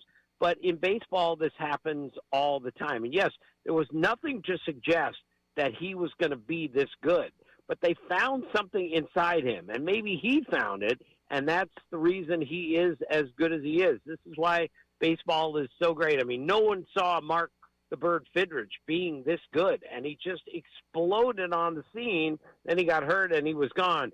This guy has staying power, late 20s, and, again, the stuff is spectacular, and the competitive nature is pretty darn good, too.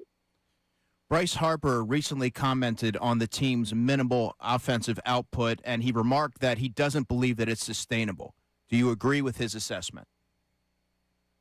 I do. They have not hit. I'm surprised by that. 90% of the teams in the major leagues haven't hit yet either, given the stuff they face every single night. It's like no time in baseball that I've ever seen. The stuff these guys see, I say it every night. I go to a game, do a game, call a game. I don't know how anyone gets a hit anymore. But the Phillies are way better than this offensively. This is going to start to turn once everybody gets healthy. And I'm not suggesting they're going to be a great offensive team. They might have a great pitching team if everything goes right the rest of the way. But, yeah, they have to score more runs. They're going to score more runs, and they have to get a right-handed hitter at the trade deadline if they're going to be the team they want to be, that is, get back to the World Series. So, Tim, you say that this could be a recorded interview from 2023. It could be a recorded interview from 2024. It could be a recorded interview from 2025. I will just let our audience know that we are live on June 4th, 2026, talking to Tim Kirchin.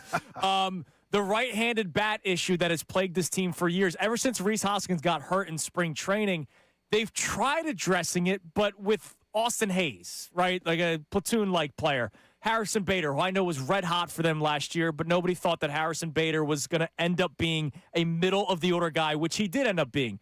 Do you believe the Phillies front office will try to make another move like that, or will they go to the big pond and trade for a big fish, and maybe the guy's last name is Trout for all I know? Well, of course they're going to try to get the best right-handed hitter available. But as we just said, nobody can hit anymore. So if you have a good right-handed hitter on your team, why would you trade him? That's the point. And as for Mike Trout, by the way, Mike Trout has walked 60 times this year. It's amazing. He's walked in 21.4% of his plate appearances. And it just means they're not pitching to him. Why would they when he's on in a lineup where you can pitch around him? But, yes, this would make all the sense in the world for Mike Trout to come to play for the Phillies. But we've been talking about that for 5 years also. So my guess is that's not going to happen. But this thought that they're just going to go out and land a middle-of-the-order right-handed hitter out there, I'm sorry, I'm just not seeing it because those guys either don't exist or they're not available. Tim, who do you like? There's got to be two schools of thought when we're heading into a potential lockout.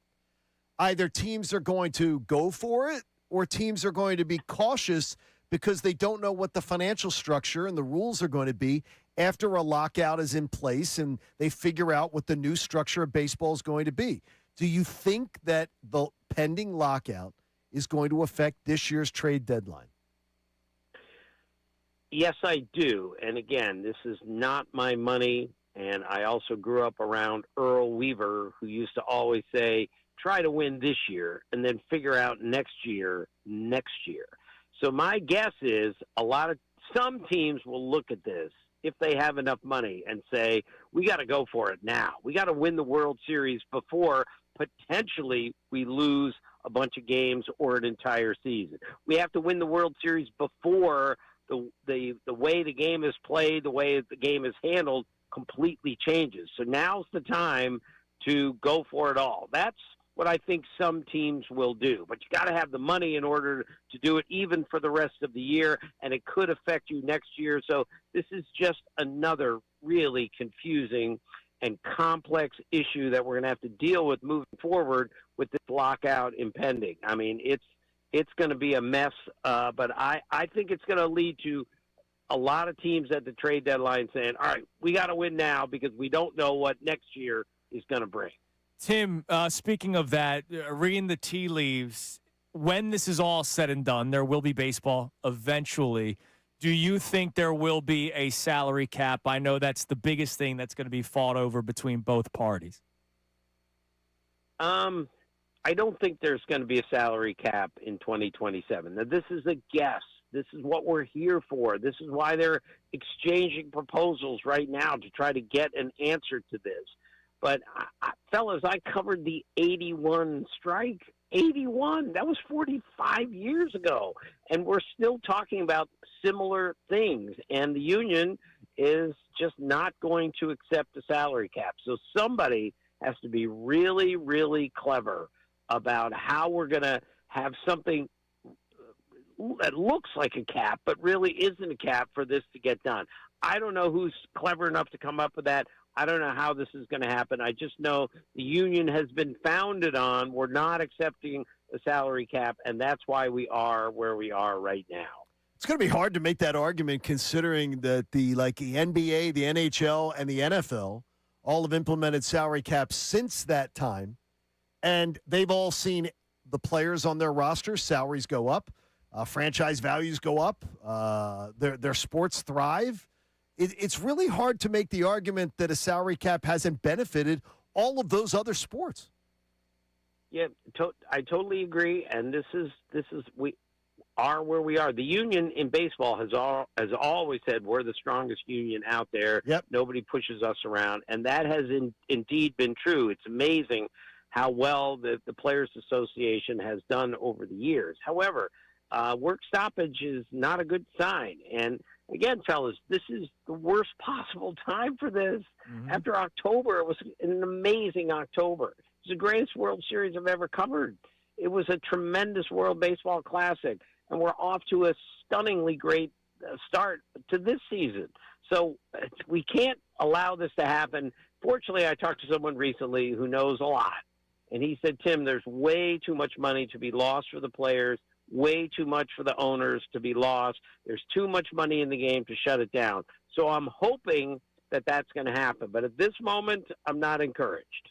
All right, Tim, last thing. My partner to my left, the great John Kincade, we have, like, music for it. His obsession with Don Mattingly. It's John and Don.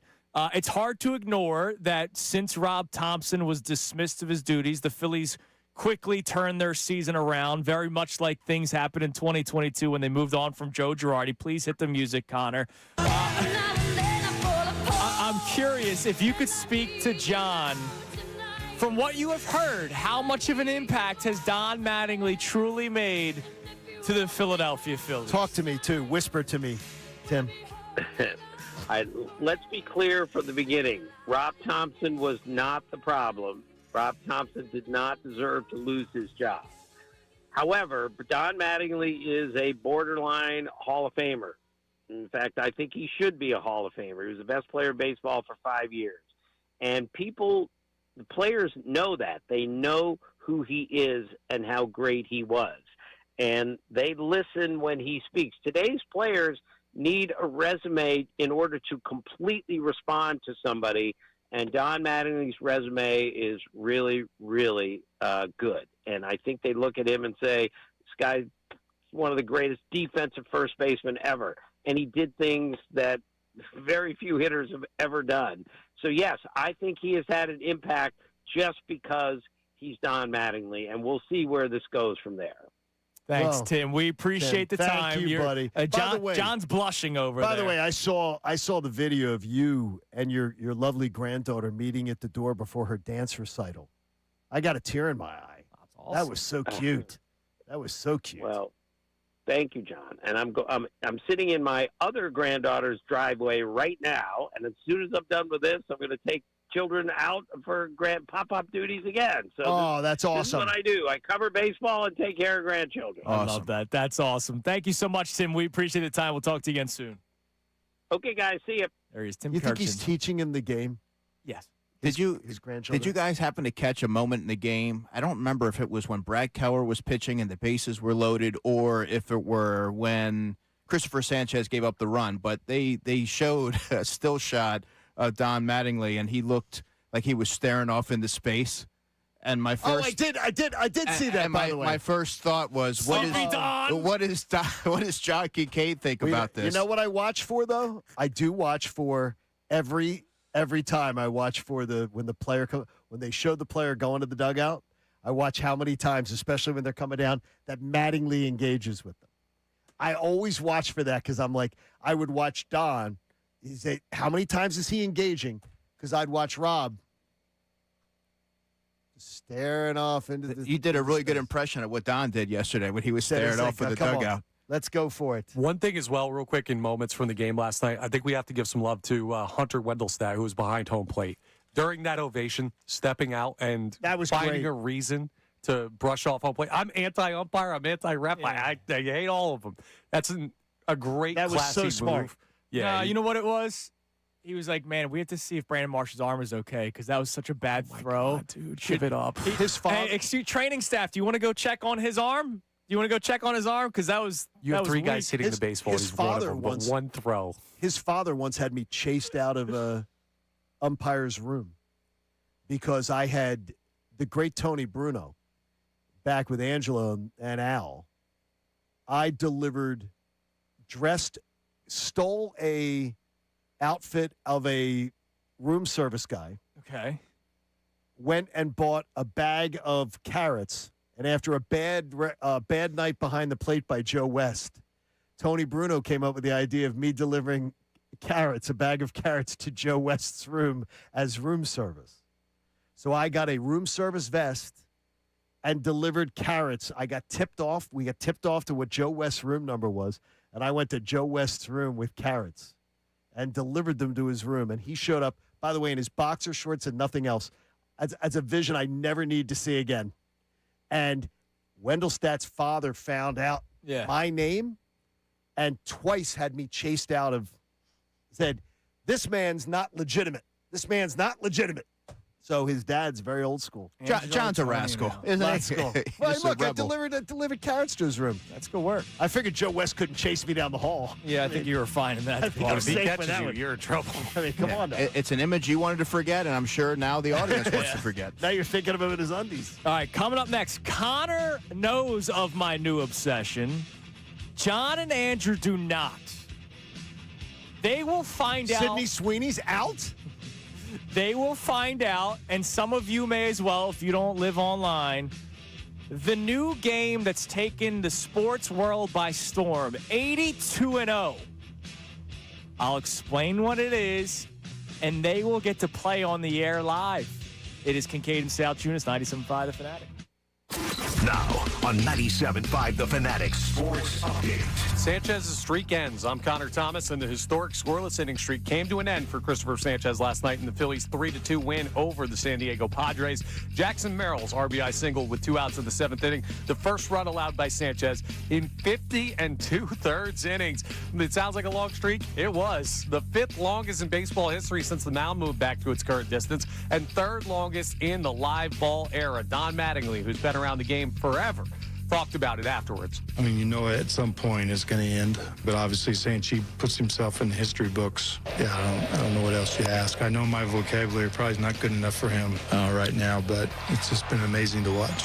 And even with the streak ending, you still got 7 strong out of Sanchez on the way to a victory, setting up the Phillies to go for a second straight sweep of the Padres. Game 3 is at 1:05 p.m. today from the bank. Zach Wheeler faces Lucas Giolito. The Eagles have their final day of OTAs today. Then they'll be off until the 9th when they start mandatory minicamp. Knicks took Game 1 of the NBA Finals 105-95 over the Spurs last night. And the Golden Knights look to extend their 1-0 lead over the Hurricanes in the Stanley Cup Finals this evening. Puck drop is at 8 p.m.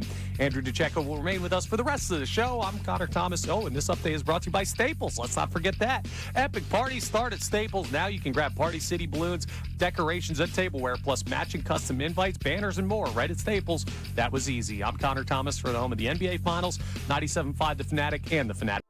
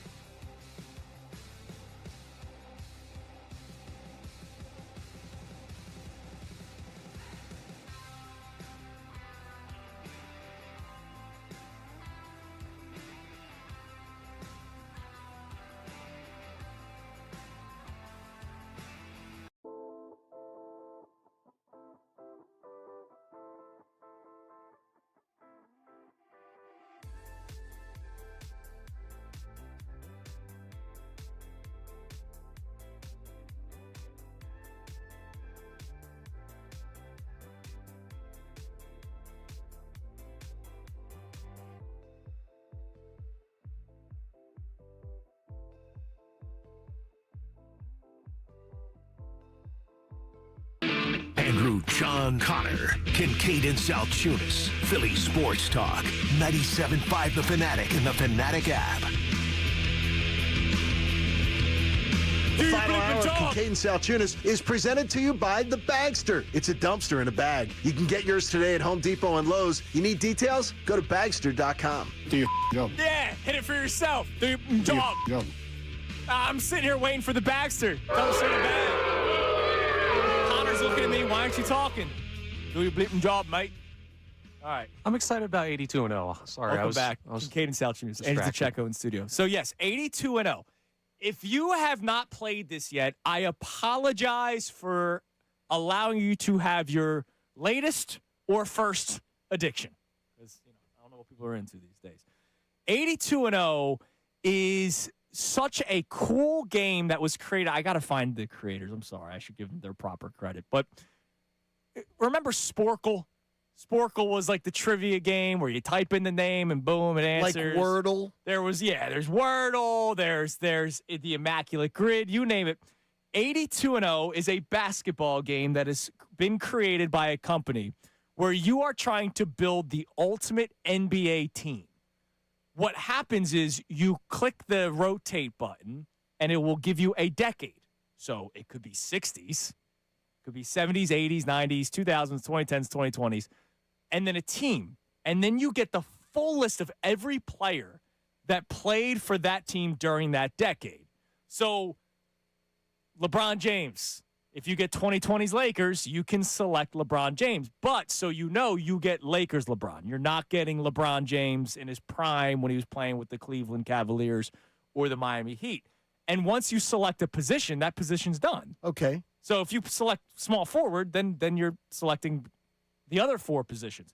So, Connor, you have gotten 82-0? I have. Now, are we counting the rerolls? Because you get one chance when you're building the team to reset the era or reset the team. Oh, I've never rerolled. Oh, I'm not a coward. You can. I also don't do the statistic-based one. Yeah, you do the one without the numbers. You go just by the name. It was created by Thomas Nestico, widely known online as TJ Stats. So shout out TJ Stats. We all know TJ Stats.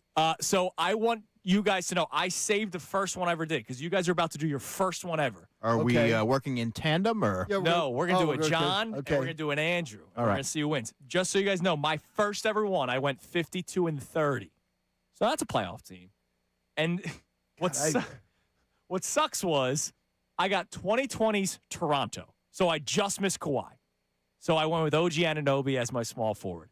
Then I got 1960s Bucks. Yeah, that's tough.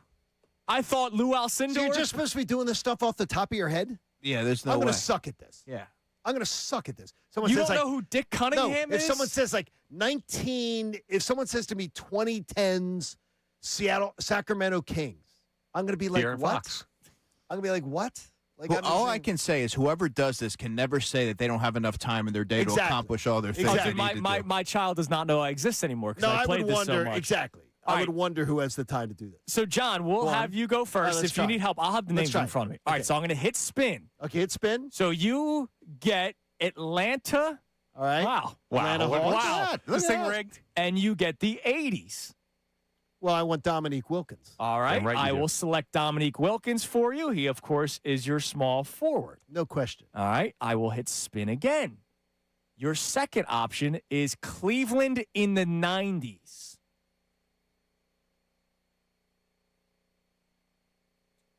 How about Mark Price? Mark Price. By the way, he's the third best option for you, so that's a good call by you. All right, I'm hitting spill. By the way, you should have picked Zdrunas Ilgauskas as a favor to me, No, but thank that's you. okay. See, now this is where it gets difficult, but there is a go-to name, 70s Utah Jazz. So there might be a lot of our listeners that are like, who the hell is this? They played in the finals they played in the finals 50 years ago, I believe. 50 years ago this year, if I'm not mistaken. I can give you the name that Okay, you should give me probably the pick. Pistol Pete Maravich. Oh, Maravich. Yeah, Okay. like, you know, Maravich like was that's on that team. So there's No, your, but you know what's funny is I didn't think Maravich was still on the team. Though. Okay, that's good. So now all you need left is a power forward and a center. Wow, you mentioned the Sacramento Kings, but you got 2000 Sacramento Kings. Okay, By the wait way, a minute. Wait. One of my favorite teams of all time. Is Vlade on that team? Vlade Divac? Yeah, I'd imagine Is he is. But I don't know There if he he's is. the one you'd That's want a on name that I haven't team. heard in a while. He's a center. Yeah. You want to go Vladdy? I have the names in front of me. If you want to give me the names. C-Webb, Peja. You already. I know. Page is a small forward, so you can't pick him because you already have that. Andres Nocioni, Brad Miller, no. Bino Udrih. Dude, the Kings. I'm going to go. I had such an obsession with the Kings. How about I'm going to go Sharif Abdul-Rahim? Or do you want to go Vladdy? Divoc's probably your best big man. going with Divock. Unless you want C-Webb. No, You want Vladdy? I want Vladdy. You want Vladdy over C-Webb? Yes. This is King C-Webb. We're not talking. Oh, yeah. Again, forget about this part of it. Yeah, I want C-Webb. All right. So you want power forward or center? You're allowed to pick. C-Webb. You want a power forward or center? You're basically rolling the dice here. Because that means if you pick power forward. All right. So your last pick. By the way, just go to 82and0.com. It's amazing. Oh, see, this sucks. You have Detroit Pistons of the 60s. Okay, I have no idea. All right. Yeah, I have no clue. Walt Bellamy will be your answer. Okay, he's a center that averaged 19 and 14. Walt Bellamy's not a bad player. All right, then there you go. Walt Bellamy it is. Your team went 64 and 18. It's not bad. Not bad. There you go, John. You did better. You did better than how I'm going to do. Got a good club. So you got Mark Price, Pete Maravich, Dominique Wilkins, Chris Webber, and Chris Webber and Walt Bellamy. Okay. A couple of All-Famers on there. I got lucky on the Walt Bellamy. All right. Walt Bellamy's a hell of a Mr. player. DeCecco, first spin, you get the Orlando Magic of the 2020s. We're currently living in this decade. Give me some options. You got Paolo Banchero is going to be your best guy. But Banchero, Franz Wagner, Desmond Bain. No. Give me Banchero. You want Banchero. All right. So he goes to your power forward. Your next option is the Houston Rockets of the 80s, dude. I was hoping you were going to say the Magic of the, where I could have went Tracy McGrady. Yes, you could have. You have a lot of great options, though. You got Moses or Hakeem, so you have to pick between the two. Hakeem. You could go Ralph Sampson. Oh, yes, I'm going Hakeem. I love Dream. He's one of my favorite players of all time. All right. Same here. You got pretty good front court. I'm telling right you now. got a good front court. All right. Back to the Utah 70s. Oh, my God, of course. Oh, so okay. you want Pistol Pete again? Yeah, give me All right, Pistol Pete. We'll give you Pistol Pete I'm again. going with what John went with Yeah, there. but dude, that's looking good. All right. You have Boston of the 70s. There's not enough balls on the court for his team. That's true. I mean, seriously. So you can go John Havlicek because you need a point guard or a small forward. So you can go Havlicek. You can go JoJo White. You can go Chris Ford. Chris Ford, former Sixers coach, right? Is that true? Ford? I'm not Chris sure. Ford? I don't know. I'll suggest Havlicek for you because he's. I think Havlicek could be for the fit for that team. Yeah. I would go Havlicek. All right, now you need a point guard, and your last team and decade is that sucks. Oh man, that's no, this works. No, you got Lakers 90s. It's a shame that it's point guard's the last position that you take it. But you can take Magic. You got Magic. Well, there it is. That's fine. Yeah, Magic, that sucks. Magic Johnson. 90s. But Magic said bummer. That's 90s Magic. Yeah, but you still get a competent player with a brain. Yeah, your team went 68 and 14. There you go. See, look, John, your team did better than mine. Yeah. Look at this. I can confidently say that I won't play this. I don't know if I have enough time of the day. Dude, to they play have a this. football one though. Even still. Now that one will take much longer. But I did 22. I did find that fascinating. I love, dude. It's amazing. Too. But I could not go down that rabbit hole because if I started, I'd be too distracted. No, that was good, man. It is fun though. I like that. Thanks for putting that on our radar. I'm gonna be addicted to this. Connor, go ahead. I played it for like 30 minutes straight the other night. I'd much rather I'm not surprised. I'd much rather do football. Yeah, but I don't know how they do football. It's same thing. You get the decade, you get the team, and then you. But what are you doing? Do they go? Okay, your linebackers are. How many? Yeah, it's every position. So let's say you 22. Let's say you get 90s. That would take forever. Let's say you get 90s Eagles. You go, all right. Do I want Randall or do I want one of those defensive players? Yeah. There's so many players. Right. Connor, you got your first draw is 80s Lakers. Oh, that's going to be real difficult. Let's go with. Let's go Kareem. All right. Yeah. It's between him and Magic. Well, I love Magic. Magic the MVP. I love Magic. Oh my God! There's a lot of point guards out there. Okay, your next one. This guy got 2000s Cleveland Cavaliers. Oh, boy. Here you go. LeBron James. Which position you want him at? Let's put him. Because he's on all 5. Let's put him Power at forward. No, let's put him at. Yeah, actually, you know what? We'll do Power that. forward. We'll do Power that. forward is the smart option. Remember, at that not- age, Well, no, it's not that. It's who's left. Is what you want to think about. Okay. Ah, dude, you got Portland in the 80s. Oh, my gosh. You could go Kiki Connor, Vandeweghe. You come could go on. Clyde Drexler. Clyde, the Clyde. Kiki. No, I'm going Clyde. All right. Do you want him All at right. shooting guard or small forward? We'll put him at shooting guard. There's a lot of good small forwards out there. All right. All right, Connor, you have hit the freaking lottery. You got the Clippers of the 70s. Okay, they sucked. Yeah, you're going to have to give me some names on that. World Be Free. Not the best version. He averaged 29 points per game for the sold. Wow. Clippers. Wow. Yeah. Sold. You want him point guard or shooting guard? Put him at point guard. All right. Last one. It's a small forward you would have to select, and you get. Oh, you just missed it. You got the Chicago Bulls Oh, you got to be of kidding the me. 2000s. You just missed. Damn it. You just missed Jordan. So small forward, you can go Jalen Rose. You can go John Salmons. No, we'll go Oh, Jalen You could Rose. go, John you could go Salmons. Tony Kukoc. You could go Luol Deng, bro. John Nah, Salmons, University of Miami. No, man. we're going Jalen Rose. Jalen Rose. All right, so your team's record went 63-19. You Hey, didn't I got hosed You there. didn't even beat the What? Checo. Or me. Or yeah, that's I got actually Kareem. By the way, that Chris Ford, that was the Sixers interim head coach, the late Chris Ford, was Pistons and Celtics. Braun. Dude, There I it don't know is. how you got 63-19 with World Be Free. I get it, but he averaged 29 a game. Clyde, Jalen Rose, LeBron, and Kareem. Wow. Ratty. That's that. I think that's actually. I'm calling TJ stats in the Yeah, break. you should call him out. You should do that. I'm gonna play the football one during the break, by the way. All right, coming up next, we have a potential sweep in the making again of the San Diego Padres. I'm telling you right now, gut feeling, I think today's going to be a really fun Phillies game. Is it Really? because I'm going? Because of offense? Yes. Wow. I want to build a parlay with you guys, see if I can make some cash. Okay. It's Kincade and Salciunas, 97.5 The Fanatic. Got something to say?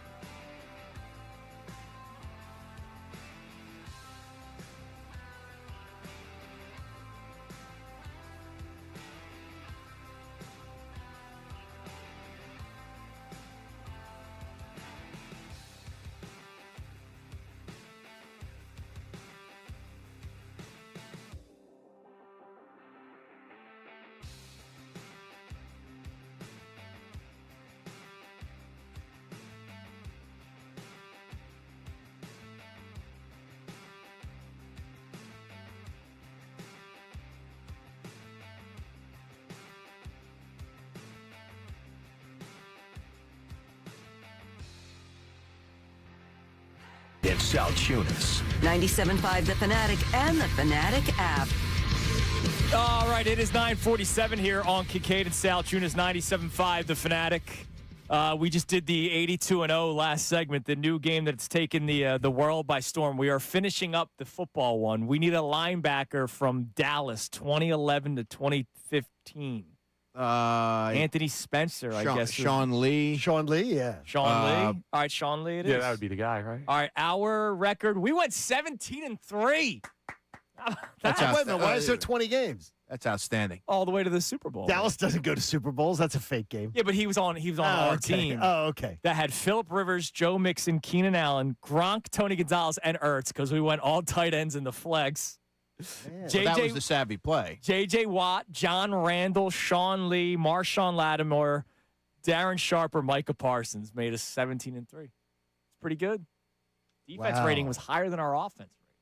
It's good Makes work. a little bit of sense. See? Yeah. I think you're going to play it tonight. We might have a career in the sports thing. Yeah, we might be good. All right, so I do till July 31st. you're not retiring. You made that. No, I'm not. You made that clear. Yeah, but I don't have a job on August 1st. We don't. I don't. No, I'm not working August 1st. I'll tell you that much. Well, that's because it's Saturday. No one's getting me up that day. It is Saturday. That is the truth. Do you think John Kincaid's leaving the Fanatic to work weekends? No. Ugh. No, I'm not doing that.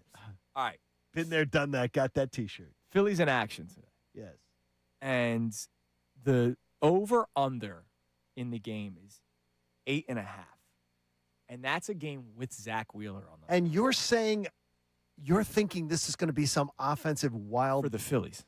They're playing Lucas Giolito, who is not himself. It's not the same White Sox Giolito. As Connor pointed out earlier this morning before the show started, it's a right-handed bat or right-handed arm. So that already the Phillies are in a win-win situation. It's Lucas Giolito on the mound today? Because they can't hit lefties. Giolito's not himself. The weather's going to be nice. It's going to be warm. I think the Phillies have a fun game on offense. I think I told Andrew a couple segments ago during the break, the Phillies have not scored 5 runs since May 18th. It's June 4th. Hey, I'm expecting that trend to continue, unfortunately for you. Who will be there? I think today the Phils have a nice little offensive output today. So you would not build a same game parlay of home runs and hits and all that. Really? So you guys disagree? I think you would lose money. Why are you betting on the oddity happening? Because they're due. I would bet on it too. What, you think they're going to have some wild output today? Happen, really? yeah. I do not believe it. I shouldn't say it's not, but I would be highly surprised. Giolito's over-under in strikeouts against this team is only 3.5. I think Vegas is saying that there's going to be an offensive output today for the Phillies. See, normally it's John saying he just has a feel for it. Not he has today. a sense. Not Andrew's today. usually thinking practically. Yeah, no, But now it's John and I. I would tell Andrew my feel for the game on a game day as we're having like lunch before an Eagles game, and literally I'd wait for the eye roll. I'd wait. I'm like, why do you feel that way? Because I'd wait for the eye roll. I got a feeling on this. I bet on this. This is practical. Right-handed pitcher that's not throwing well at warm weather where the Phillies normally hit better. But how many instances have the Phillies been faced with scenarios where pitchers haven't been pitching well and they just come up empty time and time again? They had a homestand where it was like 100 degrees here a few weeks ago, and they didn't do anything against Cleveland and Cincinnati. What do you mean? It was cold and rainy in that. Cleveland and Cincinnati ones? Yeah. And they ended the weekend, it was with Cleveland. It wasn't with the Reds. Yeah, I mean, during the beginning of the week, it was like 100. 94. It was like 95 degrees, yeah, wasn't you're it? hoping the outlier happens. It was cold on the weekend. It was like 100 during the beginning of that week. We had like the hottest temperatures. Monday, Tuesday. We set the records. We set the records for the dates, and they didn't hit. Look at these two, the eternal optimists. Hey, I'm telling you.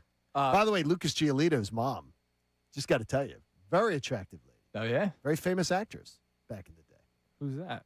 Lindsay Frost. You wouldn't know her, though. No. Know her, though. Are you surprised that I don't know? I'm surprised. She was the. How about? Do you know who Meg Ryan is? Yeah. Do you know Meg Ryan? Andrew probably doesn't. But Meg Ryan. Normal people do. Meg Ryan.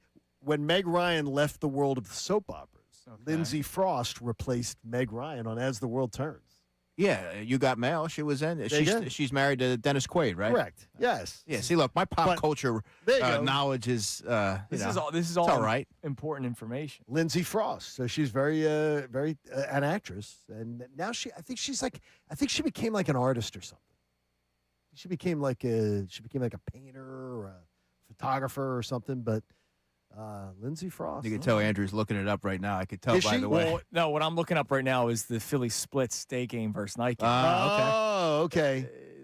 The day games have not gone too well for the Phillies. Yeah, they're hitting just save your money. They're hitting just 211 in day games this year. Their offense is terrible. Save your money. Why are you going to bet on the oddity? Save your money to get Koopa, ice cream and a helmet or something like that. Exactly. No. Here's the deal. I'm going to be buying those things regardless. Exactly. You know how much that stuff costs. Well, get them 2 or 3. I need to make it back. Yeah, but you can get them 2 or 3 if you just, His mom will just kill hold him. off on that. Yeah. Oh no, he'll get lemonade today and a pretzel, and then we'll see if he wants the ice cream helmet. He's not a big ice cream kid. I'm not a big. He's more of a savory than sweets kid. What's your go-to? Oh, I'm a sweets guy, dude. It's my At the ballpark? Yeah. Oh, at the ball? No. No sausage and peppers? No, sausage and peppers. sausage. Yeah, I didn't. Delicious. Oh, ballpark. I'm a traditionalist hot dog or Italian sausage. Like I see people getting the cheesesteaks there. Oh my gosh! And it's not that they're like bad. It's just they're not great. And like, why are you waiting in that line and spending all that money? Like I like Campos. I think Campos is fine, but I'd rather go to the Campos in Old City. Right, but that's different than the one in Citizens Bank Park. The thing that who's going to a baseball game to eat a cheesesteak? Yeah, I'll just go to Sonny's in Old City or something like that. Yeah, and that place that we had the cheesesteak. He doesn't like. Yeah, I know exactly what you're talking about. Don't I like give it the there. prospect. I did not. I like it. I thought I did not like it. I've heard all. you complaining about it before. I thought it was not pretty like good. it. I thought it's pretty good too. The place across the street, and I love a lot. Well, so I guess you guys aren't on board with the Phillies offensive same game parlay. Yeah, I'm out. How on about that. this? I'll cover your bet. You do it with me. You bet with me, and we'll bet it like $2. I think the offense shows life today. Now I don't know what the lineup's going to be. What shows life? Yeah. I think they this? score 5 runs for the first How time about since this? May 18th. I was going to say this: 5.5. The over/under. Over. I'll set over/under. Okay, you bet the over. Yeah. We bet $1. You and I bet $1. I'll throw $1 on that for the All right, over. Connor. I get $1 to cover you too. All right. So you guys bet me $1 each. I think they go over. I got the 5.5's the line. I bet the under. You guys got the over. And if it's dollar bet. And if they don't, this Phillies team can't hit for crap. Well, yeah, they can't. I know they can't. It shouldn't take this game to tell you I hate that. this roster. I hate the roster construction. I hate it. I've been hating it for 3 years now, and yet they win regular season games and they get to the playoffs. So I look like a buffoon throughout the entire year. No, you don't, Their because you've offense been is- outlining it the Their whole way. offense has never looked like this. Their offense has never. No, not this bad. No, not even close to this. No, but I've hated the construction of this I got roster you. for 3 years Their now. offense actually looked pretty. But they win, good. Andrew. Yeah, I know. I hear that all the time. I do And like- they get to the playoffs, and then they pee down their legs, and then they lose. Everyone's surprised. Yeah, they're wholly flawed. They from an offensive standpoint. But today they score at least 5 runs for the first time since May 18th. It happens. All right. Middays with Marks. You is need coming 6 your way though next. to win. I know. Is Johnny Marks in today? I have not gone out there. Believe so. All right, because I know he Hopefully was not he's here showing up yesterday. for work. All right, Johnny Marks. We got Sean Brace. We have Ray Dunn, who's ready to go. Everybody have a great rest of your day. Andrew, we appreciate your time as always. We'll be back at it tomorrow morning on a Friday here on 97.5 The Fan.